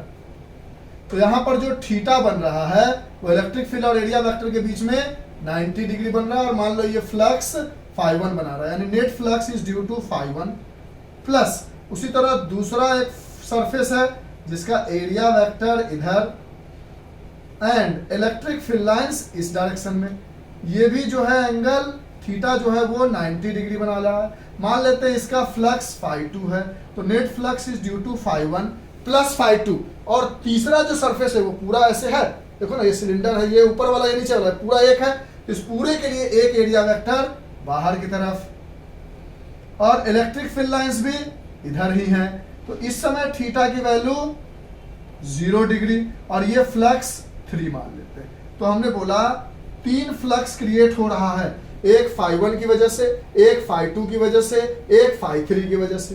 φ1 को हम लिख सकते हैं E डॉट da प्लस φ2 को भी लिख सकते हैं E डॉट da। यही लेके हम चलेंगे, हमेशा ज्यादा अच्छा रहता है। डायरेक्ट आप EA कॉस भी ले सकते हो, कोई दिक्कत नहीं, क्योंकि सरफेस जो है वो कॉम्प्लिकेटेड नहीं है, सिंपल सरफेस है। और यहां पर भी E डॉट da है। अब इस केस में थीटा की वैल्यू क्या है, नेट फ्लक्स निकाला आपने तो बोला पहला वाला आ गया EDA cos 90 डिग्री प्लस दूसरे फ्लक्स में भी थीटा क्या है 90 डिग्री, यानी EDA cos 90 डिग्री। तीसरे वाले में क्या है 0 डिग्री, तो EDA cos 0 डिग्री। एक सेकेंड यहां तक लिखो, लिखो लिखो लिखो लिखो लिखो लिखो, फास्ट लिख लिया। देखो एक चीज को सुधार लो, फिर से इसको बता दो। कभी भी सिलेंडर को घबराने की जरूरत नहीं, कभी भी ऐसे जब हम क्लोज सरफेस को लेते हैं तो उसको सीधा लेते हैं, मतलब खड़ा करके नहीं लेते हैं, ऐसे गलत हो जाएगा। ठीक है, समझ लो, कंफ्यूज बिल्कुल नहीं कर रहे हैं। सॉरी, देख लो, आराम से देख लो, कंफ्यूज नहीं हो गया, आप समझ जाओगे। हमने फिगर उल्टा ले लिया था, ऐसे लेते हैं। जब भी कोई सिलेंडर या कोई भी क्लोज सरफेस लेना होता है ना, स्पेशली सिलेंडर को, तो लेटा के लेते हैं, क्योंकि हम आगे जाके ये प्रूव करेंगे सब जगह कि net flux through closed surface is 0। किसी भी तरह का क्लोज सरफेस हो 3 डायमेंशनल में तो उसके अंदर बनने वाला नेट फ्लक्स 0 आएगा। तो सिलेंडर को ऐसे लेना है, ठीक है, प्रूव करने के लिए। ठीक है, ये ऐसे सिलेंडर लिया, जैसे हमने सिलेंडर को खड़ा ले लिया था वहां पर नेट फ्लक्स जीरो नहीं आता। ठीक, और ऐसे इलेक्ट्रिक फील्ड लाइंस पास कर रही है, ऐसे इलेक्ट्रिक फील्ड लाइंस पास कर रही है, ऐसे इलेक्ट्रिक फील्ड लाइंस पास कर रही है, ऐसे इलेक्ट्रिक फील्ड लाइंस पास कर रही है। अब ये इलेक्ट्रिक फील्ड लाइंस है, तो एक तो इस एरिया की वजह से अब यहां पर इलेक्ट्रिक फील्ड लाइंस कैसी है, इस डायरेक्शन में, और इसका एरिया वेक्टर कैसा होगा, आउटवर्ड द सरफेस। तो यहां पर जो आपका net flux due to cylinder आ रहा है वो किसकी वजह से, तो यहां पर एरिया वेक्टर बाहर की तरफ, इलेक्ट्रिक फील्ड अंदर की तरफ। तो इस समय जो थीटा है वो 180 डिग्री है, यानी मान लेते हैं यहां पर फाई 1 हो रहा है। इस जगह पर हम आए तो बोले इस सरफेस का एरिया वेक्टर भी इधर और इलेक्ट्रिक फील्ड भी इधर, तो इस समय थीटा जो है वो 0 डिग्री है और इसको फाई 2 मान लेते हैं। तो नेट फ्लक्स फाई 1 फाई 2, और ये जो पूरा ये वाला है इसी का ये पोर्शन है, तो इसका एरिया वेक्टर ऊपर की तरफ और इलेक्ट्रिक फील्ड लाइंस इधर। तो एरिया वेक्टर और इलेक्ट्रिक फील्ड लाइंस के बीच में थीटा जो बन रहा है वो 90 डिग्री बन रहा है, और इसको हम फ्लक्स 3 कंसीडर कर लेते हैं। तो हमें 3 फ्लक्स मिला, एक मिला इसकी इस सरफेस की वजह से, एक मिला इस सिलिंड्रिकल सर्कुलर सरफेस की वजह से, और एक बीच वाले कर्व सरफेस की वजह से। फाई 1 को लिख सकते हो ई ए कॉस, क्योंकि सिंपल सरफेस है तो इसमें हम ई डॉट ए इंटीग्रेशन क्यों लगाना, जो इंटीग्रेशन वाला लगा रहे थे ई डॉट डी ए, ये भी लगाओगे तो काम में कोई दिक्कत नहीं है, सिंपल तो सिंपल लगा लेते हैं। ठीक है, या यही लगा लो, अब यही लगाया था इसमें तो यही लगा लो। बोलोगे सर बात से पलटो मत, चल लगा लिया। तो बोला इसके लिए भी आ जाएगा ई डॉट डी ए, प्लस इसके लिए भी आ जाएगा ई डॉट डी ए, प्लस इसके लिए भी आ जाएगा ई डॉट डी ए। बस इस समय थीटा जो है वो 180 डिग्री है, इस समय थीटा जो है वो 0 डिग्री है, और इस समय थीटा जो है वो 90 डिग्री है। अब यहां से लिखोगे नेट फ्लक्स बराबर, तो इसके लिए लिखोगे तो लिखोगे ई d A cos 180 degree, plus इसके लिए लिखोगे तो लिखोगे ई d A cos 0 degree, plus इसके लिए लिखोगे तो लिखोगे ई डी ए कॉस 90 डिग्री। अब आप कहोगे कि cos 90 की वैल्यू होती है 0, और 0 से पूरा मल्टीप्लाई होके बन जाएगा 0। cos 180 डिग्री की वैल्यू होती है -1, और cos 0 डिग्री की वैल्यू होती है +1। तो यहां से आपको क्या मिल गया, इलेक्ट्रिक फील्ड फिक्स्ड है, और इसका एरिया वेक्टर का जो इंटीग्रेशन करोगे तो माइनस बाहर निकल गया, -1 था तो ई बाहर निकल गया, integration of A E d A D A D A D A D A क्या बन जाएगा ए, प्लस इसके लिए करोगे तो ई बाहर निकल जाएगा, और integration of D A D A D A D A बन जाएगा ए। यहां से बोलोगे माइनस ई, और इसका एरिया क्या होगा पाई, मान लो इसका रेडियस आर रहा होता तो pi are square capital R square, plus E pi capital R square. देखो ये minus E pi capital R square, ये plus E pi capital R square, दोनों कट गया, यानी नेट फ्लक्स क्या मिला, 0 मिला। बस इस बात को अब ध्यान में रख लेना, हम भी थोड़ा कंफ्यूज कर गए थे, कोई बात नहीं, आपको समझा दिया। ये बात ध्यान में रखना कि जब भी सिलेंडर के लिए प्रूफ करना है तो सिलेंडर को खड़ा करके मत रखना, लेट आके रखना, हमेशा ऐसे हॉरिजॉन्टल वे में सिलेंडर को रखना, ताकि इसका दोनों सर्कुलर रीजन जो है इलेक्ट्रिक फील्ड के डायरेक्शन में हो। अगर इलेक्ट्रिक फील्ड को ऐसे लेते तो आपको सिलेंडर को ऐसे रखना है। ठीक है, कोई दिक्कत, पक्की वाली बात, ठीक। आगे बढ़े, लिख लो इसको। अब हम बात करते हैं थ्रू स्फीयर या थ्रू क्यूब बात कर लेते हैं। इसी जगह अगर हम क्यूब के लिए बात करें, हम जल्दी जल्दी समझा देते हैं, समझ गए कहानी को, सिलेंडर में थोड़ी सी कंफ्यूजन हुई, अब क्यूब में समझो, क्यूब स्फीयर इन सब में कंफ्यूजन नहीं हो, लिख लिया ना। सिलेंडर को जब भी लेना है हॉरिजॉन्टल लेना है, इतनी बड़ी कोई बहुत बड़ा इशू नहीं हो गया, ठीक, कंफ्यूज नहीं करना है, वर्टिकल नहीं लेना है, जिधर इलेक्ट्रिक फील्ड लाइंस हो उसी के डायरेक्शन में दोनों का सर्कुलर रीजन बने। अगर इलेक्ट्रिक फील्ड लाइंस ऐसे लेते हो तो सर्कुलर रीजन ऐसे बनना चाहिए, ताकि ये दोनों आपस में ऐसे परपेंडिकुलर पास करें। देखो नियम क्या है, ऐसा क्यों करते हैं, देखो तो ये सरफेस है, और इस सरफेस में अगर आप इलेक्ट्रिक फील्ड लाइंस ऐसे लेते हो तो इससे इलेक्ट्रिक फील्ड लाइंस कहाँ पास कर रहा है, ये वाला सरफेस अगर ऐसे ले लेते हो तो इससे इलेक्ट्रिक फील्ड लाइंस परपेंडिकुलर कहाँ पास कर रहा है, लेकिन अगर ऐसे लेते हो तो इस सरफेस से भी परपेंडिकुलर पास कर रहा है, इस सरफेस से भी परपेंडिकुलर पास कर रहा है और इस सरफेस से भी परपेंडिकुलर पास कर रहा है, इसीलिए हमें ऐसा लेना पड़ा था। ऐसे लोगे तो ये कर्व सरफेस से तो परपेंडिकुलर पास करेगा, लेकिन इससे पैरेलल पास करेगा इलेक्ट्रिक फील्ड लाइंस, जो ठीक बात नहीं है। हमें नियम है कि electric field lines must passes perpendicular through the surface, तो ऐसे अगर सरफेस लोगे तभी तो इलेक्ट्रिक फील्ड लाइंस इसके भी परपेंडिकुलर चला गया, इसके भी परपेंडिकुलर और इसके भी परपेंडिकुलर चला गया। जो भी समझना है, जैसे भी समझना है समझ सकते हो आप, बस ये जान लो कि हॉरिजॉन्टल आपको रखना है। अब आगे बढ़ते हैं। अब अगर मान लो आप क्यूब लेते हो, क्या लेते हो, क्यूब,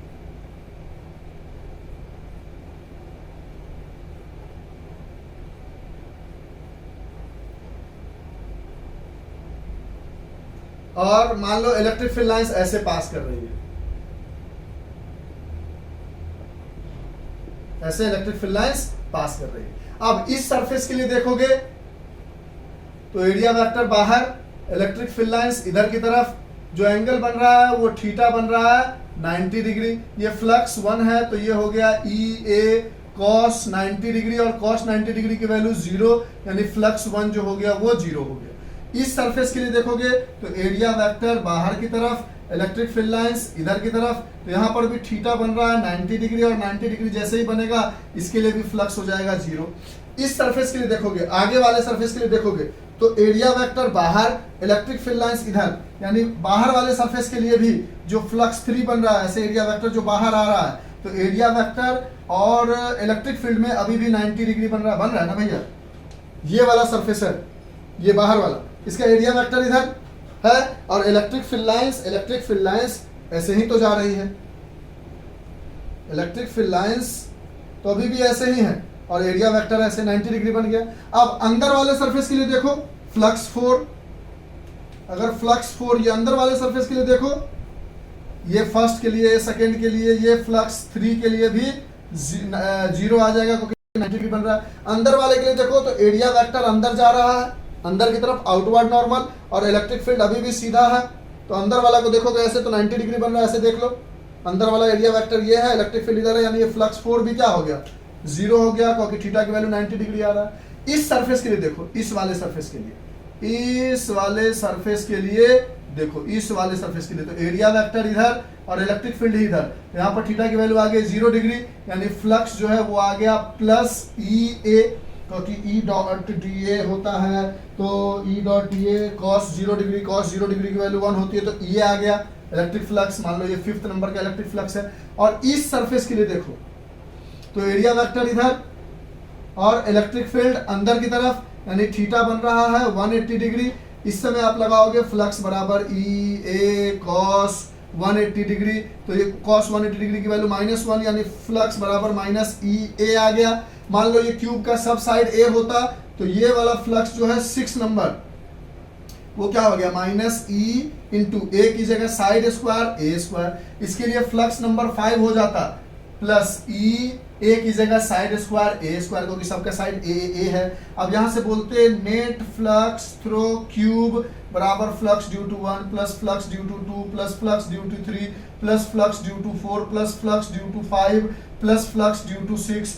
1 की वजह से 0, 2 की वजह से 0, 3 की वजह से 0, 4 की वजह से 0, 5 की वजह से 0, सॉरी 5 की वजह से ई ए स्क्वायर और 6 की वजह से माइनस ई ए स्क्वायर। अब ये सब 0 खत्म और ई ए स्क्वायर प्लस ई ए स्क्वायर कर गया 0 हो गया। यहाँ से नेट फ्लक्स जो आया हमारा क्यूब के लिए वो भी क्या आया, 0 आया। कोई दिक्कत है, इसको इरेज करें, लिख लो जो भी लिखना है इसमें से।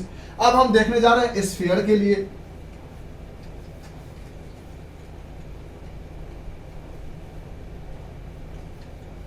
अब अगर हम स्फीयर के लिए देखें, ये मेरा मान लो स्फीयर है और हमने कह दिया कि इलेक्ट्रिक फील्ड लाइंस ऐसे पास कर रही है, ऐसे पास कर रही है, ऐसे पास कर रही है, ये इलेक्ट्रिक फील्ड लाइंस है। अब अगर मान लो इस जगह पर देखते हो, इस छोटे से एरिया के लिए देखते हो, तो इसका एरिया वेक्टर मान लो छोटा सा एरिया है, डीए है इधर की तरफ, और इसमें इलेक्ट्रिक फील्ड लाइंस इधर की तरफ, यहाँ पे थीटा बना 180 डिग्री। यहाँ पे देखोगे इस जगह पे तो इलेक्ट्रिक फील्ड लाइंस इधर की तरफ, एरिया वेक्टर भी इधर की तरफ ही है, यानी यहाँ पर जो थीटा बना वो बना 0 डिग्री। उसी तरह कहीं भी देखोगे, यहाँ देखोगे और इसके जस्ट सिमेट्रिकल यहाँ देखोगे तो यहाँ एरिया वेक्टर इधर और इलेक्ट्रिक फील्ड लाइंस इधर, और यहाँ पर देखोगे तो एरिया वेक्टर भी इधर, इलेक्ट्रिक फील्ड लाइंस भी इधर। छोटा सा एरिया है तो area vector electric field lines, यानी ये 0 180 और ये 0 एक दूसरे को कैंसिल कर जाएगा। ये वाला पोर्शन एक दूसरे को कैंसिल कर जाएगा। इसको देखोगे तो इसका एरिया वेक्टर इधर, और इसको देखोगे तो इसका एरिया वेक्टर इधर और इलेक्ट्रिक फील्ड लाइंस इधर। तो यहाँ पर 90 डिग्री हो जाएगा, उसी तरह कैंसिल हो जाएगा।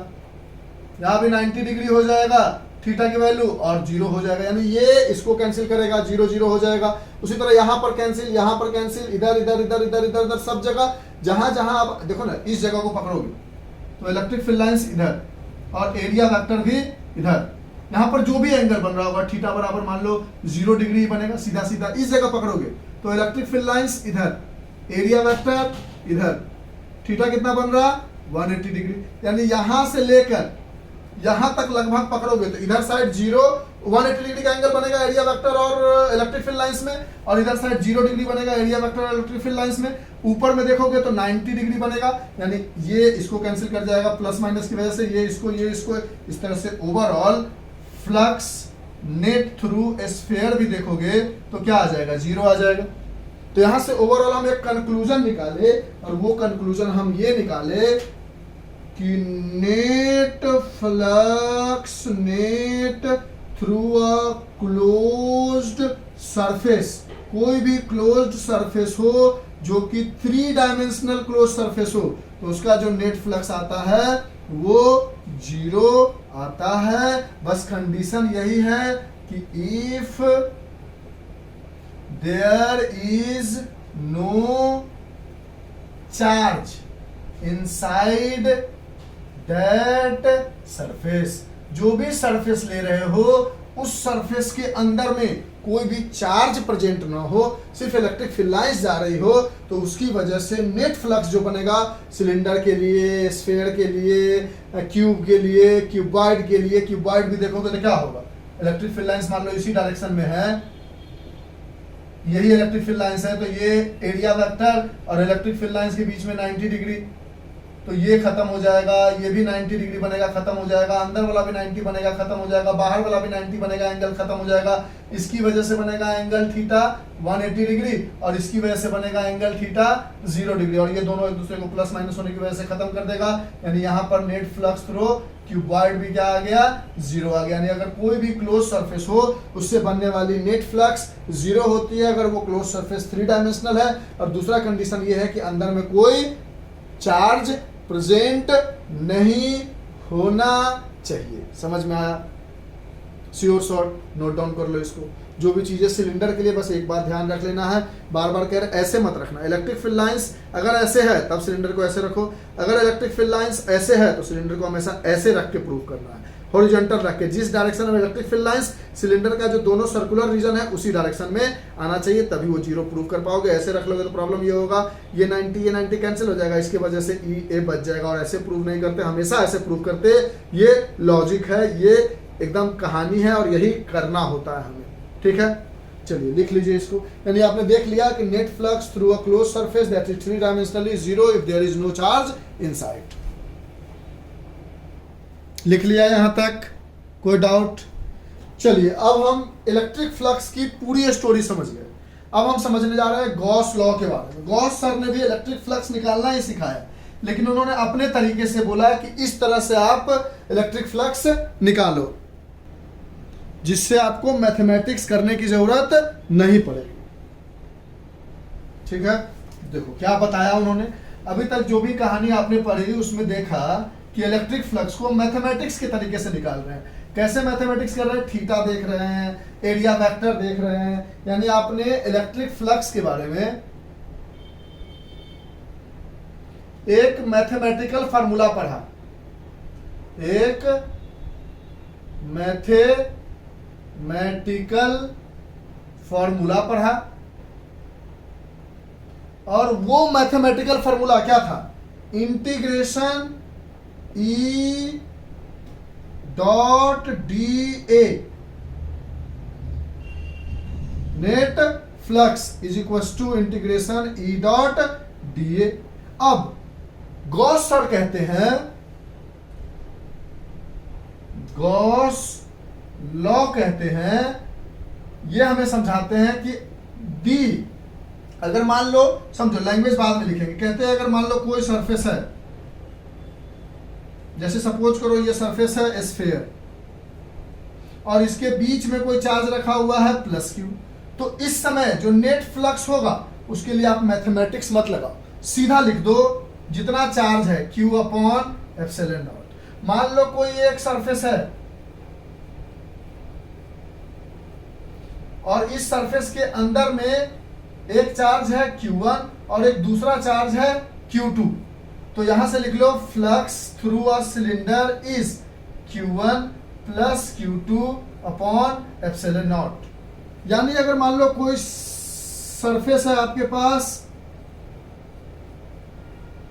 क्यूब और क्यूब के बीचों बीच एक चार्ज रखा हुआ है, सपोज करो 10 माइक्रो कूलम का, और पूछे इसमें फ्लक्स कितना होगा, फ्लक्स थ्रू क्यूब कितना होगा, तो आप बोल दो 10 micro coulomb upon epsilon naught. यानी गॉस लॉ ने बोला कि अगर आपको किसी भी 3 डायमेंशनल फिगर के लिए, किसके लिए, 3 डायमेंशनल फिगर के लिए अगर इलेक्ट्रिक फ्लक्स निकालना है, and if there is charge inside that 3-dimensional figure, if there is charge inside that 3D figure, अगर उस 3D फिगर के अंदर में कोई चार्ज प्रेजेंट है, उस चार्ज की वजह से उस 3D फिगर के अंदर में टोटल फ्लक्स निकालना है, तो आप तो मैथमेटिक्स लगा लो। मैथमेटिक्स नहीं लगाने का मन है तो आप सीधा सीधा जितना चार्ज अंदर में प्रेजेंट है उस सबको जोड़ के लिख दो Q इनसाइड और नीचे में एप्सिलॉन नॉट,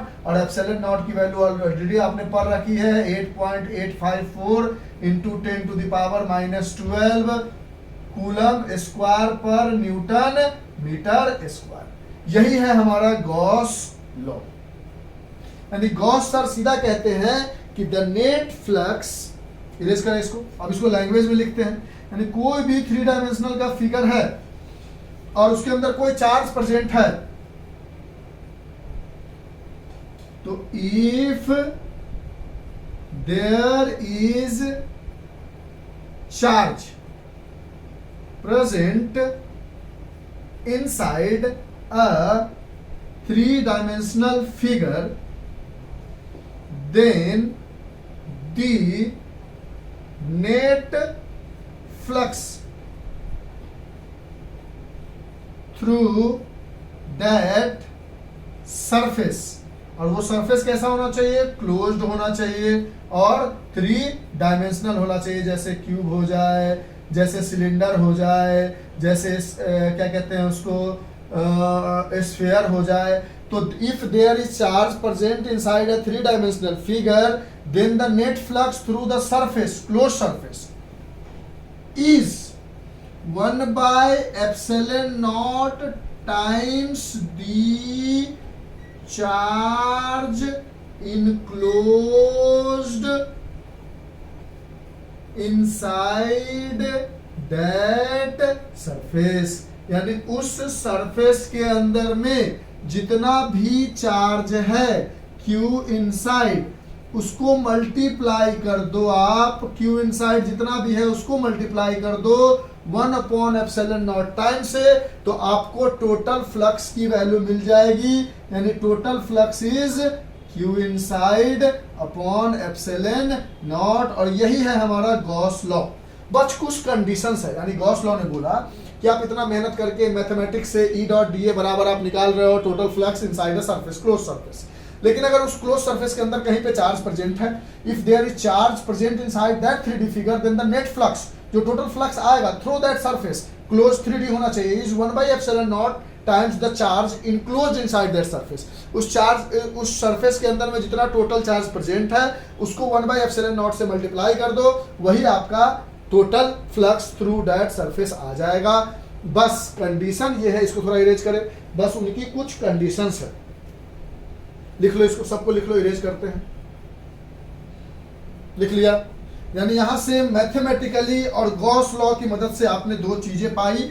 यानी आपको जब भी कोई नेट फ्लक्स निकालना हो तो आप दो तरीके से निकाल सकते हो। और ऐसे देख रहे हो कोई 3 डायमेंशनल फिगर है, उसमें अगर कोई चार्ज प्रेजेंट नहीं है तब तो आपको निकालने की जरूरत ही नहीं है। क्यों निकालोगे भाई, वो जीरो है, क्यों निकालना। अभी देखा, सब प्रूफ करके दिखाया, स्फीयर के लिए, सिलेंडर के लिए, क्यूब के लिए, क्यूबॉइड के लिए। यानी अगर आपको नेट फ्लक्स निकालना हो तो या तो आप Q inside upon epsilon not लगा लो या E डॉट डी ए लगा लो, जो मन है वो लगा लो। ये दोनों आपस में बराबर है और इस तरीके से आप निकाल सकते हो। यहां से यहां तक हमें किसने समझाया था? गॉस लॉ ने, यानी गॉस सर ने। और ये कहानी हमने कहां से सीखी थी? मैथमेटिकली, यानी मैथमेटिक्स का इस्तेमाल करके हमने ये सीखा था। अब कहता है Gauss law is applicable everywhere, लेकिन हर जगह इनका एप्लीकेशन यूज करना थोड़ा प्रॉब्लम है। तो गॉस लॉ के अगर बोर्ड के हिसाब से बात करो तो लिमिटेशन तो कुछ नहीं है, लेकिन आप लिख सकते हो limitation of Gauss law. Limitation of Gauss law, Gauss sir की कुछ लिमिटेशन है। पहला चीज कहता है कि charge must be at the centre of that 3 dimensional figure. Charge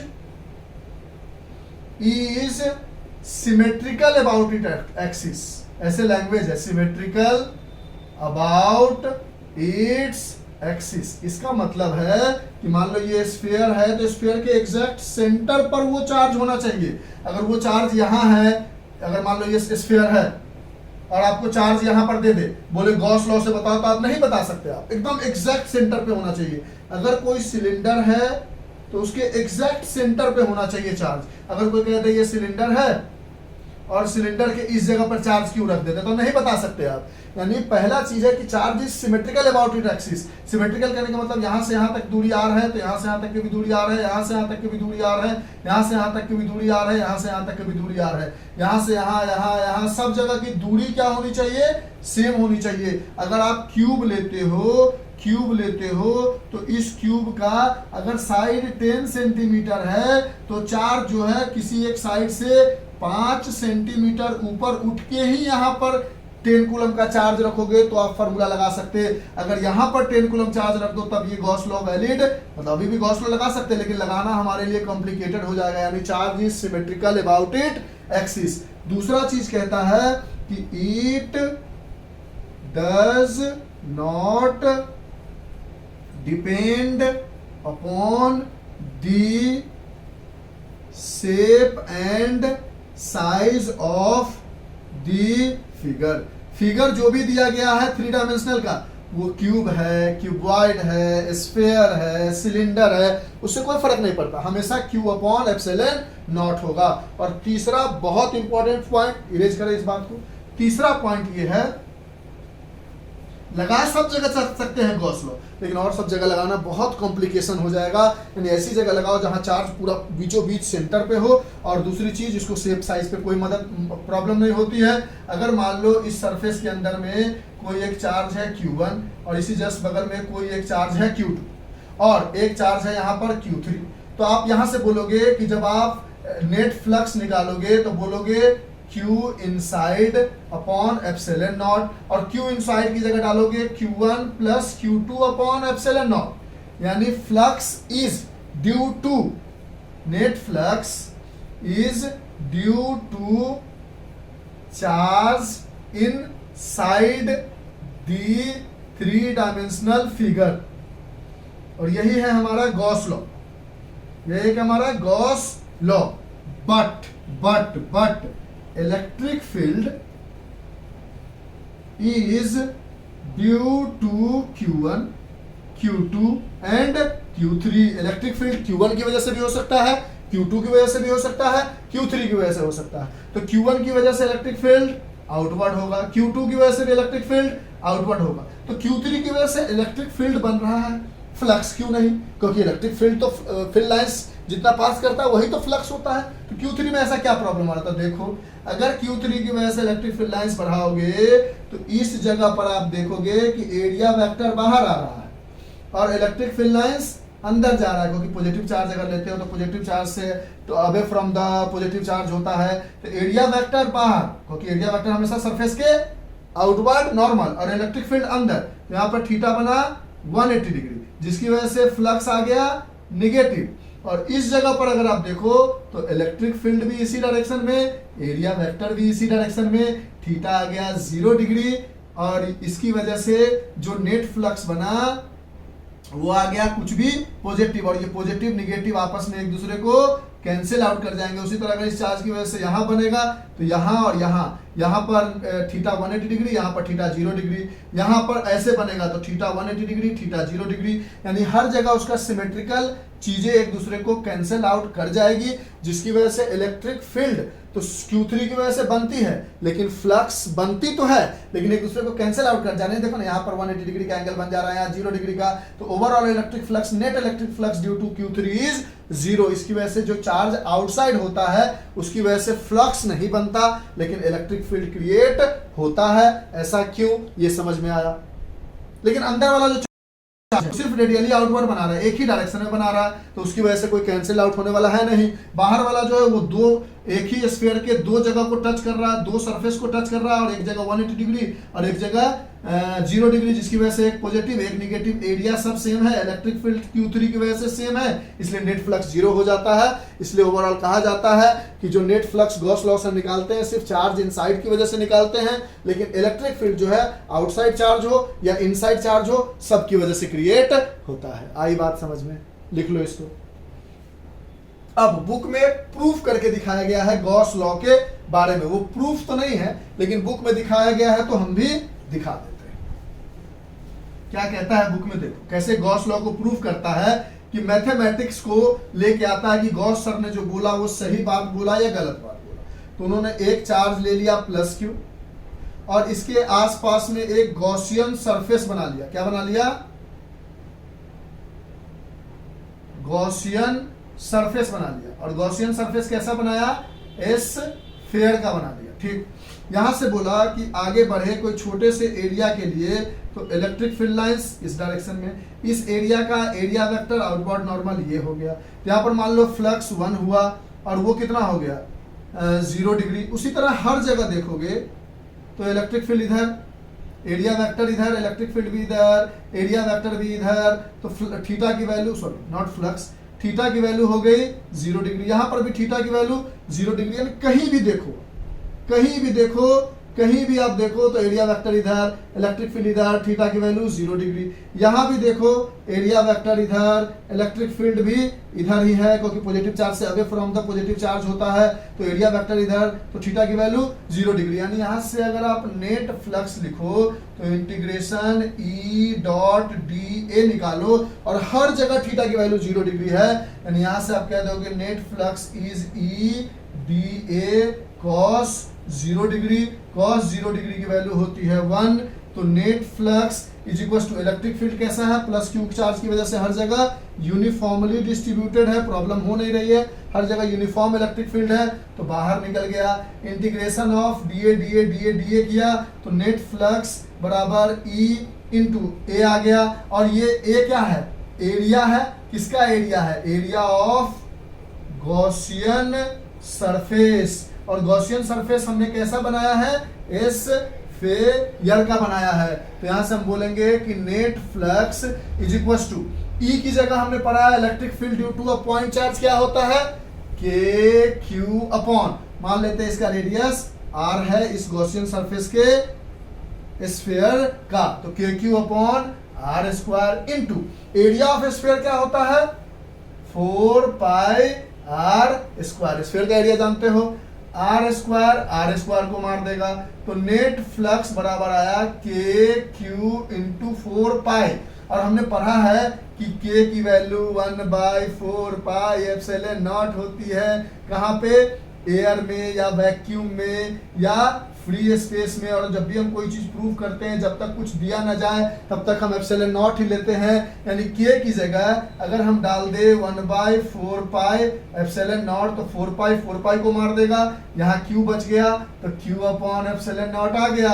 यानी मैथमेटिक्स से भी हमने प्रूव कर दिया कि net flux through a sphere through a closed surface if there is a charge on the center of the sphere is q upon epsilon naught। और इस तरह से इलेक्ट्रिक फ्लक्स और गॉस लॉ की पूरी कहानी हमने आपको समझा दी। अब एनसीईआरटी में 2 क्वेश्चन है, उसको समझाते हुए इस टॉपिक का दे एंड कर देंगे। अच्छा लगेगा तो प्यार से पढ़िएगा, थोड़ा भी कंफ्यूजन होगा तो आप हमें पूछ सकते हो। ये एनसीईआरटी में प्रूव करके दिखाया था तो हम भी प्रूव करके दिखा दिए, बाद बाकी ये कोई प्रूफ नहीं है, ऐसे ही बता दिया कि ऐसा देख लो आ तो रहा है क्यू अपॉन एप्सिलॉन नॉट जो उन्होंने बोला। और ये क्यू क्या था, चार्ज इनसाइड ही तो था, तो क्यू लिखो, ये यहां पर लिख दो चार्ज इनसाइड, तब भी कोई प्रॉब्लम नहीं है। ठीक है, तो इसको फास्ट फास्ट लिखो जल्दी से, उसके बाद हम इसके क्वेश्चंस पे बढ़ते हैं। लिख लिया, अब क्वेश्चन बता दे इसके। अब बैक एक्सरसाइज में एक क्वेश्चन छोटा सा दिया गया है, उसको समझाते हुए आगे हम इंडेक्स के जो क्वेश्चन बोले थे उसको बता देंगे। बैक एक्सरसाइज में एक 1.18 क्वेश्चन नंबर है बैक एक्सरसाइज का, बहुत प्यारा सा क्वेश्चन, बहुत इजी क्वेश्चन है, अगर दिमाग लगाए तो। बैक एक्सरसाइज में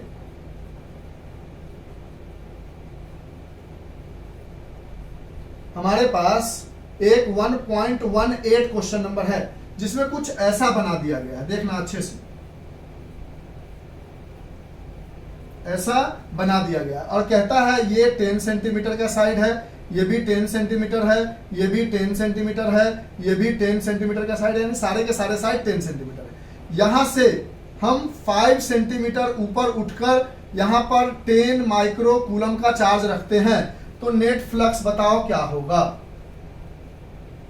तो आपने बोला सर, आपने तो हमें बोला था कि ये 3 डायमेंशनल फिगर के लिए एप्लीकेबल है गॉस लॉ, तो सोचो जरा सोचो, ये एक तरह का, इसको अगर हम ऐसा बना दे तो कोई दिक्कत है, गौर से देखना, ये फिगर को अगर हम थोड़ा ऐसे देख ले, ऐसे देख ले, ऐसे देख ले, ऐसे देख ले, देखना देखना देखना देखना देखना देखना, ये ऐसे देख ले, ये 10 है, ये 10 है, ये 10 है, ये 10 है, ये 10 है, तो 10, ये भी 10 है, इसके सेंटर पर पहुंचने के लिए 5 मीटर या 5 सेंटीमीटर का ही तो दूरी लगेगा, और यहां पर 10 माइक्रो कूलम का चार्ज है, यानी अगर इसको हम बनाने की कोशिश करें तो कहीं ना कहीं ये एक क्यूब बन के आ जाएगा ना। देखो गौर से, यही वाला साइड तो दिया हुआ है हमारे पास, यही साइड तो दिया हुआ है, इसको अगर थोड़ा थोड़ा डॉटेड लाइन करके खींचोगे, गौर से देखोगे अच्छे से, तो आपको एक क्यूब बनता हुआ दिखेगा, और ये साइड सिर्फ उठा के दे दिया गया है। तो अगर एक क्यूब के अंदर, समझेंगे इस बात को बहुत बारीकी से, अगर एक क्यूब के सेंटर पर कोई चार्ज रखा हुआ है Q, और इसकी वजह से नेट फ्लक्स आता है Q अपॉन एप्सिलॉन नॉट, तो एक फेस की वजह से ये क्या हो गया, क्यूब की वजह से। तो अगर आपसे बोले कोई 1 फेस की वजह से नेट फ्लक्स बताओ, इलेक्ट्रिक फ्लक्स बताओ, तो Q अपॉन 6 एप्सिलॉन नॉट, क्योंकि क्यूब के पास 6 साइड है और 6 साइड को मिलाकर जो इलेक्ट्रिक फ्लक्स बना है वो Q अपॉन एप्सिलॉन नॉट बना है, तो एक फेस से बनने वाली Q अपॉन 6 एप्सिलॉन नॉट हो जाएगा।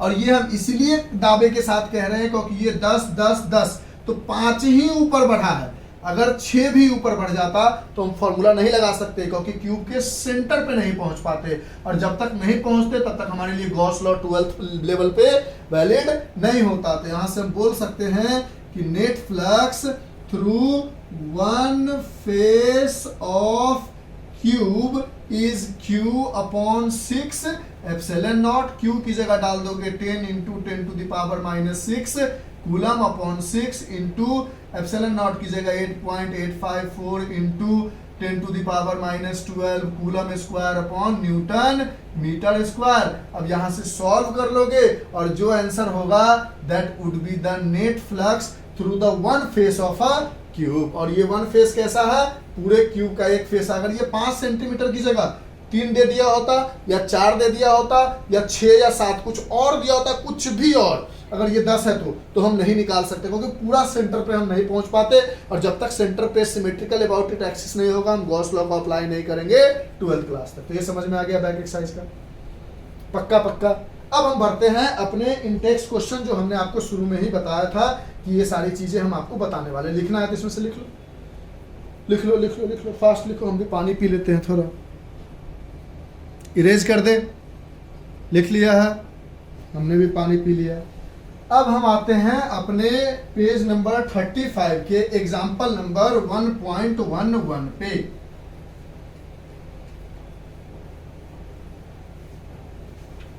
अब जैसे एग्जाम्पल नंबर 11 में दिया हुआ है, देखो कहता है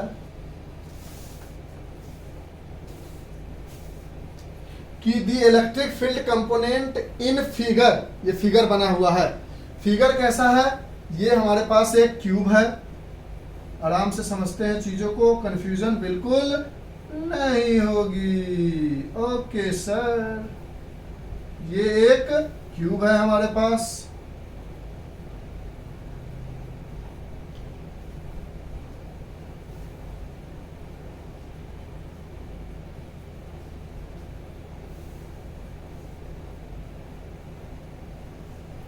कहता है ये y एक्सिस है, ये z एक्सिस है, यहां से यहां तक की दूरी a है, और इसका साइड भी a है, ठीक है, और ये x एक्सिस। अब कहता है electric field in x direction, जो x डायरेक्शन का इलेक्ट्रिक फील्ड है वो alpha x to the power 1/2 है, यानी इलेक्ट्रिक फील्ड x डायरेक्शन में ही है। कुछ ऐसा ही इलेक्ट्रिक फील्ड है, इसमें कोई दिक्कत है नहीं। इलेक्ट्रिक फील्ड हमेशा x डायरेक्शन में है, ये दिया हुआ है, और कुछ इस तरीके से दिया हुआ है, डायरेक्ट वैल्यू नहीं दी गई है। कहता है y डायरेक्शन में और z डायरेक्शन में जो इलेक्ट्रिक फील्ड है वो क्या है, 0 है। y और z डायरेक्शन में इलेक्ट्रिक फील्ड क्या है, 0 है। फिर कहता है अल्फा की वैल्यू 800 न्यूटन कूलम मीटर के पावर में 1/2, कोई यूनिट है अल्फा की जो दी गई है, जो 800 है। अब और कुछ दिया है नहीं, हाँ, a की वैल्यू दी गई है 0.1 मीटर। कहता है the electric field component in figure Ex is alpha x to the power 1/2, Ey and Ez is 0, in which alpha is 800 Newton पर कूलम मीटर के पावर 1/2, 800 न्यूटन पर कूलम मीटर के power 1/2। Calculate the flux through the cube, यानी हमें निकालना है net flux through cube, बताओ क्या होगा, पहला क्वेश्चन। दूसरा कहता है the charge with in the cube, यानी क्यूब इनसाइड, इस क्यूब के अंदर में, क्यूब इनसाइड क्यूब क्या होगा। क्वेश्चन समझ गए, डायग्राम भी देख लिया कि पूरा एक्सिस पर नहीं है, थोड़ा दूरी पर है, और इलेक्ट्रिक फील्ड ऐसे दिया हुआ है। क्वेश्चन समझ में आया, क्वेश्चन को हटा दे। अब देखो, अब अभी अभी आपने पढ़ा है क्यूब के थ्रू इलेक्ट्रिक फ्लक्स निकालने के लिए, तो आप कहोगे कि इस पोर्शन के लिए हम कहेंगे कि एरिया वेक्टर इस डायरेक्शन में है, और इलेक्ट्रिक फील्ड तो x में ही है ना, तो ये एंगल जो थीटा बन रही है वो 90 डिग्री बन रही है, यानी फ्लक्स 1 जो बन रहा है वो EA cos 90 डिग्री बनने की वजह से 0 हो जा रहा है, क्योंकि ना cos 90 डिग्री की वैल्यू 0 होती है। उसी तरह नीचे वाले पोर्शन को पकड़े तो एरिया वेक्टर नीचे की तरफ, इलेक्ट्रिक फील्ड इस डायरेक्शन में, तो इस समय भी जो थीटा बन रही है वो 90 डिग्री बन रही है, यानी सेकेंड फ्लक्स भी जो है वो 0 है।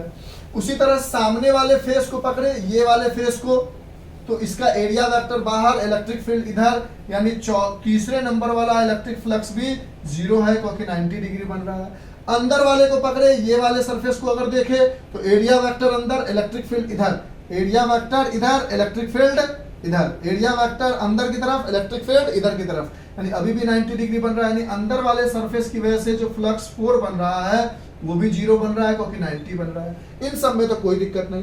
अब हम इस सरफेस को पकड़ेंगे, इसको पकड़ेंगे, इसको पकड़ेंगे, इसको पकड़ेंगे, इसको पकड़ेंगे, तो हम बोलेंगे कि एरिया वेक्टर इधर, इलेक्ट्रिक फील्ड भी इधर, यानी थीटा की वैल्यू जो बन रही है वो 0 डिग्री बन रही है, यानी फ्लक्स नंबर 5 जो बन रहा है ई ए कॉस 0 डिग्री बन रहा है, दैट इज ई ए बन रहा है। अब एरिया किसका लेना है, इसका लेना है, तो ले लिया हमने इसका एरिया। इसका एरिया क्या है, ये हमारा क्यूब है, तो फ्लक्स थ्रू 5 जो हो जाए, सॉरी क्यूब कह दिया, ये एक स्क्वायर है क्योंकि स्क्वायर स्क्वायर स्क्वायर मिलके क्यूब बनता है, तो ई, और इसका साइड है ए, तो ए स्क्वायर हो गया इसका फ्लक्स 5। फिर फ्लक्स 5 को थोड़ा और आगे बढ़ाया तो पूरा इलेक्ट्रिक फील्ड है हमारे पास अल्फा, और एक्स के पावर, और एक्स जो है वो इस डायरेक्शन में है, एक्स यही है ना, ये जो एक्स एक्सिस है इसी का है, तो यहां से लेकर इस पॉइंट से लेकर इस पॉइंट तक एक्स की वैल्यू क्या है, तो आप बोलोगे यहां से यहां तक की वैल्यू ए है, और यहां से यहां तक साइड का ए है, यानी यहां से लेकर यहां तक की जो दूरी है जो x बराबर है वो क्या है 2a है। कह रहा x में वैरी कर रहा है, यानी इलेक्ट्रिक फील्ड की जगह आपने लिखा अल्फा, x की जगह आपने लिख दिया 2a, और x के पावर में है 1/2 तो लगा दिया 1/2। ये हो गया पूरा इलेक्ट्रिक फील्ड, और एरिया की जगह आया आपके पास a स्क्वायर, ये बन गया आपके पास फ्लक्स नंबर 5। एक फ्लक्स इसकी वजह से क्रिएट होगा, इस समय आप देखोगे तो बोलोगे कि इलेक्ट्रिक फील्ड इस डायरेक्शन में, सॉरी एरिया वेक्टर इस डायरेक्शन में, और इलेक्ट्रिक फील्ड तो अभी भी इसी डायरेक्शन में है, तो इस समय जो थीटा की वैल्यू बन रही है वो 180 डिग्री बन रही है, ठीक है। तो यानी जो हमारा फ्लक्स नंबर 6, मान लो फ्लक्स नंबर 6 यहां लिख देते हैं, जो फ्लक्स नंबर 6 आ रहा है वो ई ए कॉस थीटा कितना है 180 डिग्री, और कॉस 180 डिग्री की वैल्यू होती है -1, यानी फ्लक्स 6 हो गया ई माइनस ई ए। अच्छा, माइनस तो लगाएंगे, इलेक्ट्रिक फील्ड इसकी वजह से क्या बनेगी, तो दिया हुआ है अल्फा, तो इलेक्ट्रिक फील्ड की जगह अल्फा, एक्स की वैल्यू तो यहां से लेकर यहां तक की वैल्यू कितनी है ए है, तो एक्स की जगह पर ए का पावर 1/2, और ये पूरी की पूरी इलेक्ट्रिक फील्ड। अब एरिया, इस सरफेस को देखो, ये सरफेस कैसा दिख रहा है, स्क्वायर दिख रहा है, और साइड ए है इसका, तो स्क्वायर का एरिया क्या होता है, तो साइड स्क्वायर, यानी ए स्क्वायर। कोई दिक्कत, यानी यहां से अब हम निकालते हैं नेट फ्लक्स, तो हम बोलेंगे जो नेट फ्लक्स थ्रू क्यूब आया है वो आया है due to φ1 plus φ2 plus φ3 plus φ4 plus φ5 plus φ6, ये है 0, ये है 0, ये है 0, ये है 0, सिर्फ ये दोनों की वजह से नेट फ्लक्स बन रहा है। अब कुछ मिटाएं, डायग्राम उग्राम को सब समझ गए हो आप, ओवरऑल पूरी कहानी समझ गए, ये दोनों को लिखेंगे, सॉल्व करेंगे, जो होगा वो आंसर आ जाएगा। ठीक, इरेज करें, हमें नेट फ्लक्स निकालना है और क्यू इनसाइड निकालना है, निकाल लेंगे। इरेज कर दे इसको, यानी यहां से आपने देखा, ये सब डायग्राम समझाने के लिए था, तो यहां से आपने देखा कि जो नेट फ्लक्स आया है वो सिर्फ और सिर्फ क्यूब के अंदर जो आया है वो 2 की वजह से, एक फ्लक्स 5 की वजह से, एक फ्लक्स 6 की वजह से। फ्लक्स 5 जो आया है वो हमारे पास आया है अल्फा 2a के पावर में 1/2 और a के पावर में स्क्वायर, और प्लस दूसरा फ्लक्स जो आया है वो फ्लक्स 6 की वजह से आया है, और वो आया है, हटाते चल जाए ना, समझ गए ना, ओवरऑल आप 11th 12th में हो तो बात तो पकड़ ही लोगे आप। अब यहां पर आया है माइनस अल्फा a के पावर में 1/2 और a के पावर में 2, ये आया है किसकी वजह से, दूसरा वाला फ्लक्स 6 की वजह से। अब सब हटा लेते हैं, अब इसको सॉल्व कर लेंगे, वो नेट फ्लक्स थ्रू क्यूब हो जाएगा, यानी net electric flux through cube की बात करोगे आप, तो यहां से क्या बोलोगे, दिख रहा है अच्छे से, हाँ सर, यहां से बोलोगे कि सर एक काम करते हैं, इसको सीधा सीधा लिख लेते, तो ये हो जाएगा अल्फा 1/2 को अंदर लेके आओगे तो ये हो जाएगा √2a हो जाएगा। तो हम एक काम करते हैं, 2 को अंदर ले लेते हैं, लेकिन a को अभी भी 1/2 रहने देते हैं, इंटू ए स्क्वायर ये वाला प्लस माइनस माइनस अल्फा, कोई दिक्कत है, इंटू ए के पावर 1/2 एंड ए का पावर 2। ये पूरा नेट फ्लक्स बन गया है। देखो ना, अल्फा की जगह अल्फा, √2 को √2 रहने दिया, ए का पावर 1/2 कर दिया, इसको रूट में नहीं डाला, ए स्क्वायर माइनस अल्फा ए का पावर 1/2 ए स्क्वायर। यहां से जब आप नेट फ्लक्स थ्रू क्यूब निकालोगे तो आप क्या कहोगे, अल्फा कॉमन ले लेते हैं सर, ए का पावर 1/2, ए का पावर 1/2 भी यहाँ पर है तो ए का पावर 1/2 भी कॉमन ले लेते हैं, ए स्क्वायर भी यहाँ पर है, ए स्क्वायर भी यहाँ पर है तो ए का पावर 2 भी कॉमन ले लेते हैं। तो अंदर में ये कॉमन ये कॉमन ये कॉमन, तो यहाँ बचा √2, यहाँ पर ये कॉमन और ए का पावर 1/2 है ना, ये कॉमन और ये कॉमन, यहाँ कुछ नहीं बचा मतलब 1 बचा। अब यहाँ से अल्फा की जगह हमारे पास वैल्यू दी गई थी कितनी, 800। देखो अल्फा की जगह वैल्यू है 800, ऑलरेडी समझाने वक्त लिखा है अल्फा की जगह 800 और ए की जगह 0.1। तो यहाँ से हमने बोला कि अल्फा की जगह हमने डाल दिया 800, ठीक है। अच्छा, ए की जगह डाल दिया 0.1 के पावर में 1/2, फिर ए की जगह डाल दिया 0.1 का स्क्वायर, √2 की जगह डाल दिया 1.44 माइनस 1। यहां से आपने बोला नेट फ्लक्स थ्रू क्यूब क्या आया, तो सर 800 इंटू 0.1 का जब रूट निकालेंगे तो कितना आएगा, हम आपको निकाल के दिखा देते हैं। जब आप निकालोगे √0.1 तो ये आएगा 0.316 है तो 32 लिख देते हैं, इंटू 0.1 का स्क्वायर करोगे तो ये तो ऑलरेडी आप समझ रहे हो क्या होगा, 0.1 इंटू 0.1 ये आ जाएगा 0.01 इंटू 1.44 माइनस 1 करोगे तो 0.44 आ जाएगा। अब इन सबको मल्टीप्लाई कर लो तो 800 इंटू 0.32 इंटू सॉरी इंटू फिर क्या है 0.01 इंटू 0.44, तो ये लगभग आपको बन के आ जाएगा 1.12 newton metre square coulomb -1, unit तो लिखवा ही दिया है। आपके बुक में कुछ ऐसा आंसर दिया हुआ है 1.05 न्यूटन मीटर स्क्वायर कूलम -1, ठीक है। 0.5 आया होगा, वो अप्रोक्सीमेशन में थोड़ा ऊपर नीचे जाता है, बुक ने अप्रोक्सीमेशन लिया होगा, हमने डायरेक्ट लिया होगा, नहीं ये भी आंसर सही है। देखो ना 1.1 आया 1.05 आया, अप्रोक्स बराबर में है। ये आ गया फ्लक्स इनसाइड दैट क्यूब, कहानी समझ में आई। अब इसमें पूछ रहा है कि चार्ज इनसाइड कितना होगा, तो आपने गॉस लॉ से पढ़ा है, गॉस लॉ ने हमें बताया है कि flux inside a cube is equal to q inside upon epsilon naught. Flux inside आपको मिल गया, हम बुक का लेके चले तो 1.05, क्यू इनसाइड आपको निकालना है और एप्सिलॉन नॉट 8.854 इंटू 10⁻⁻12। अब इसको इधर लेके आओगे तो आपके पास क्यू इनसाइड की वैल्यू आ जाएगी 1.05 इंटू 8.854 इंटू 10⁻⁻12। जब इसको आप सॉल्व करोगे तो अप्रोक्सीमेटली आ जाएगा 9.27 इंटू 10⁻⁻12 कूलम। बोलो, नेट फ्लक्स की कहानी समझ में आई, पक्की वाली बात। अब वीडियो को पॉज करके इसको जरा ट्राई कर लो एक बार। अच्छा क्वेश्चन है, इजी क्वेश्चन है। आपने देखा सिर्फ इधर वाला फेस और इधर वाला फेस की वजह से बना, ऊपर नीचे आगे पीछे की वजह से कोई फ्लक्स क्रिएट नहीं हुआ क्यूब में, ऑलरेडी हम देखते आ रहे थे।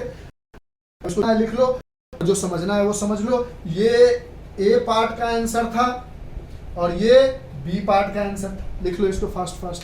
अब हम बढ़ते हैं नेक्स्ट लास्ट क्वेश्चन पे और इस तरह से ये वीडियो कंप्लीट हो जाएगा।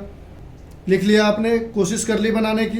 नेक्स्ट एग्जांपल बता दे, लास्ट एग्जांपल, और इस तरह से आपका ये वीडियो कंप्लीट हो जाएगा। हमने बहुत कोशिश की कि इसको 1.5 घंटे में करने की, लेकिन समझाते चीजों को बताते थोड़ा टाइम तो लग ही जाता है। अब देखो नेक्स्ट क्वेश्चन क्या कह रहा है, उसको जल्दी में समझा देते हैं क्योंकि आपको अब कॉन्सेप्ट क्लियर हो चुका है। Example number 1.12 same page number 35 का कहता है electric field is uniform and in the positive x direction for positive x and uniform in the same magnitude in the negative x direction for negative x.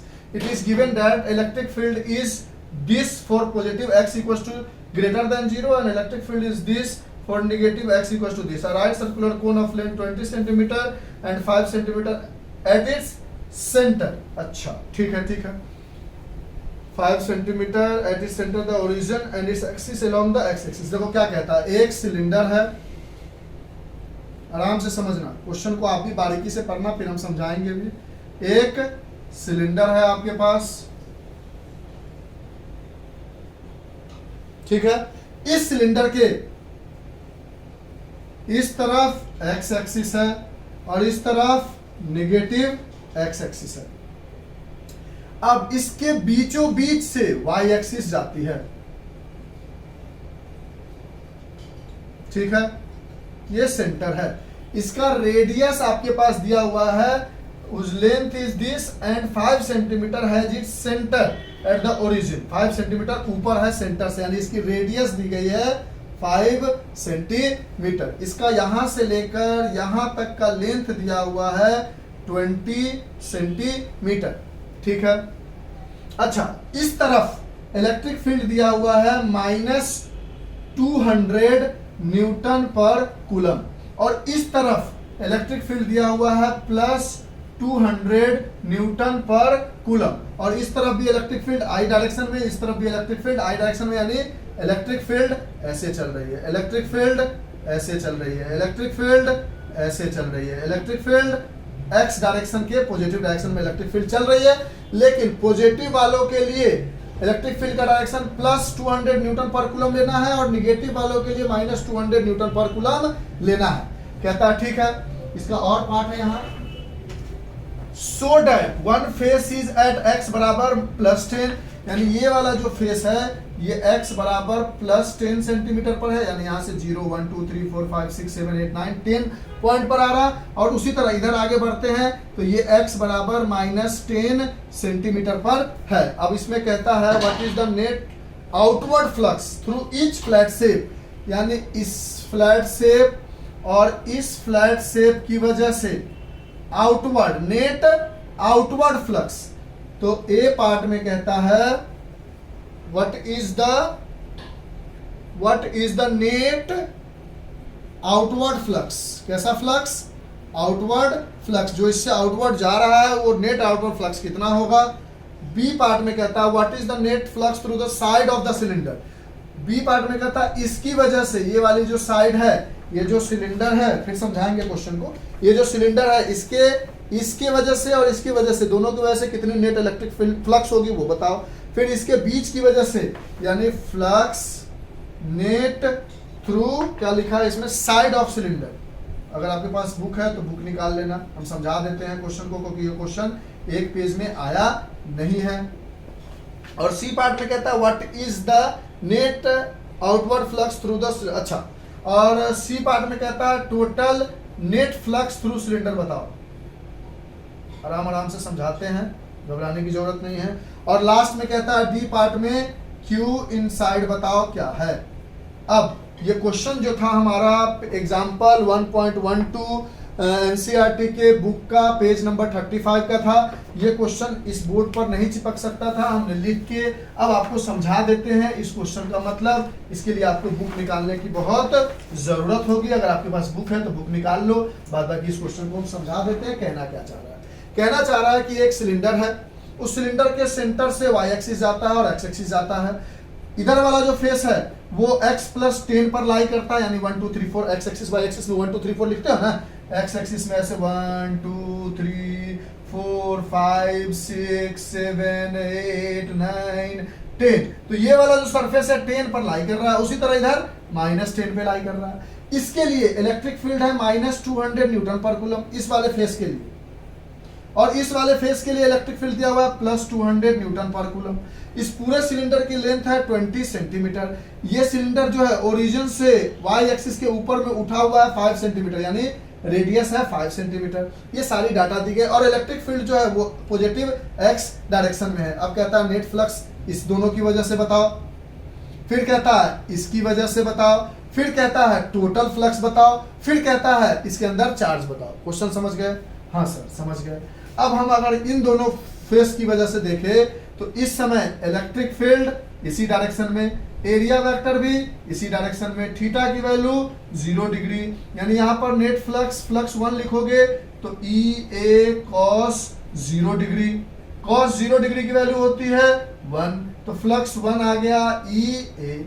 उसी तरह यहां पर लिखोगे तो बोलोगे एरिया वेक्टर इधर की तरफ और इलेक्ट्रिक फील्ड इधर की तरफ, यानी थीटा की वैल्यू 180 डिग्री, यानी यहां पर जो फ्लक्स नंबर 2 लिखोगे वो लिखोगे ई A cos 180 degree, cos 180 degree की वैल्यू होती है -1, यहां से आ जाएगा माइनस ई ए।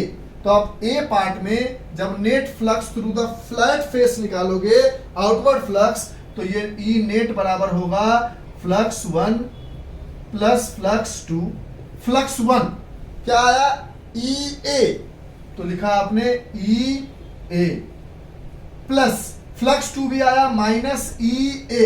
अभी मत काटो कि ये कट जाएगा 0 हो जाएगा ना, देख लो ना क्या हो रहा है। यहां पर देखो इलेक्ट्रिक फील्ड की वैल्यू कितनी है 200 इनटू एरिया क्या होगा पाई आर स्क्वायर, सर्कल है तो पाई आर की जगह क्या है 5 सेंटीमीटर, और 5 सेंटीमीटर को जब मीटर में चेंज करोगे तो 500 अपॉन 100 करोगे यानी 0.05 हो जाएगा, यानी पाई 0.05 का square pi are square, plus यहां पर जब लगाओगे तो बोलोगे यहां पर इलेक्ट्रिक फील्ड कितना है माइनस, यानी ये भी क्या हो जाएगा माइनस होगा। अगर ऐसे सॉल्व नहीं करते अभी वैल्यू नहीं डालते, अभी देखते हैं। यहां पर इलेक्ट्रिक फील्ड की जगह ई, एरिया क्या हो जाएगा पाई कैपिटल आर स्क्वायर, प्लस यहां पर इलेक्ट्रिक फील्ड है निगेटिव और वहां पर पहले से माइनस आया है बिकॉज ऑफ 180 डिग्री, तो इलेक्ट्रिक फील्ड की जगह जब माइनस डालोगे तो माइनस और माइनस मिलकर प्लस ही बन जाएगा ना, ई और एरिया की जगह पाई आर स्क्वायर हो जाएगा, और ये क्या आ जाएगा 2 ई पाई आर स्क्वायर, यहां से 2 की जगह 2 ई की जगह 200, ये प्लस कैसे हुआ ये समझ में आया कि नहीं आया? हाँ सर, पहले cos 180 डिग्री की जगह माइनस हुआ और इलेक्ट्रिक फील्ड की जगह डालोगे -200, तो माइनस माइनस मिलकर प्लस बना देगा क्योंकि इधर की तरफ माइनस दिया हुआ। तो ये 200 इनटू पाई की जगह मान लो आपने 3.14 डाला, और r की जगह क्योंकि r दिया हुआ है 5 सेंटीमीटर, इसको मीटर में चेंज करोगे तो 5/100 दैट इज 0.05 मीटर, यानी 0.05 मीटर का होल स्क्वायर। यहां से नेट इलेक्ट्रिक फ्लक्स इन दोनों फेसेस की वजह से क्या होगा, तो इसको सॉल्व कर लेते हैं हम। तो जब हम सॉल्व करेंगे तो हम देखेंगे कि हमारे पास ये आ गया लगभग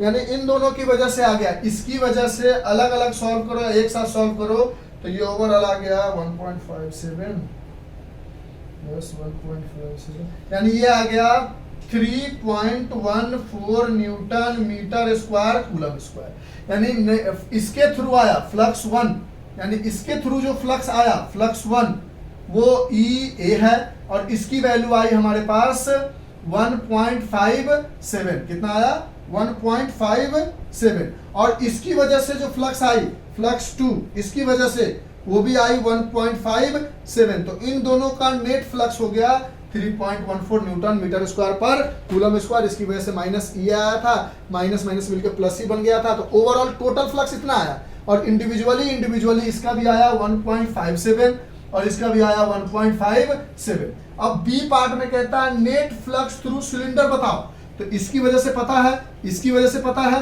और भैया ये इसका एरिया वेक्टर ऊपर जाएगा और इलेक्ट्रिक फील्ड इधर है, तो थीटा की वैल्यू 90 डिग्री हो जाएगी, तो फ्लक्स 3 की वजह से हो जाएगा 0, क्योंकि ई ए कॉस 90 जैसे ही लगाओगे कॉस 90 की वैल्यू 0 हो जाती है, टोटल 0, तो बोलोगे flux 1 plus flux 2 plus flux 3, ये हो जाएगा 1.57 plus 1.57 plus 0 that is 3.14 newton metre square coulomb -1 is the total flux through the cylinder. अब कहता है नेट चार्ज बताओ, ये पहला बता दिया, आउटवर्ड फ्लक्स इसकी वजह से 1.57, इसकी वजह से 1.57, इन दोनों की वजह से 3.14, फिर टोटल सिलेंडर की वजह से, इसकी वजह से तो 0 ही था तो अभी भी 3.14, नेट ये हाँ इसकी वजह से, अब इंडिविजुअल इसकी वजह से, बी पार्ट में कह रहा है कि नेट फ्लक्स सिर्फ इसकी वजह से बताओ, तो बोलोगे इसकी वजह से 0 है क्योंकि थीटा की वैल्यू 90 डिग्री, कंफ्यूज नहीं किए ना।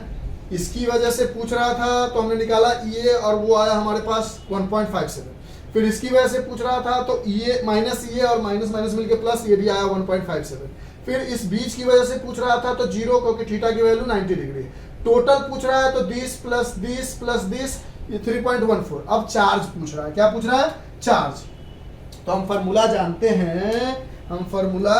जानते हैं कि गॉस लॉ की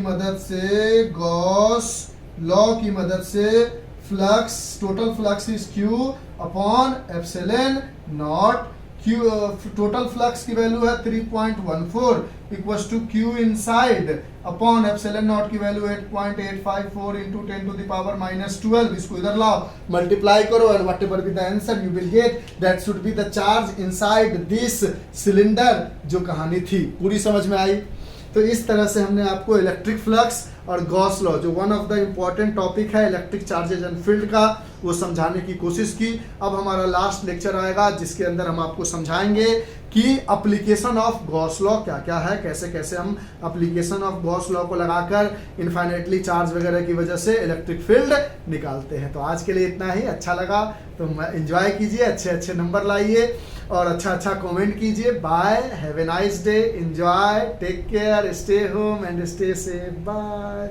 लिख लो, इसमें जो भी डाउट होगा दोबारा कोशिश करोगे देखने की, प्रॉब्लम नहीं होगी।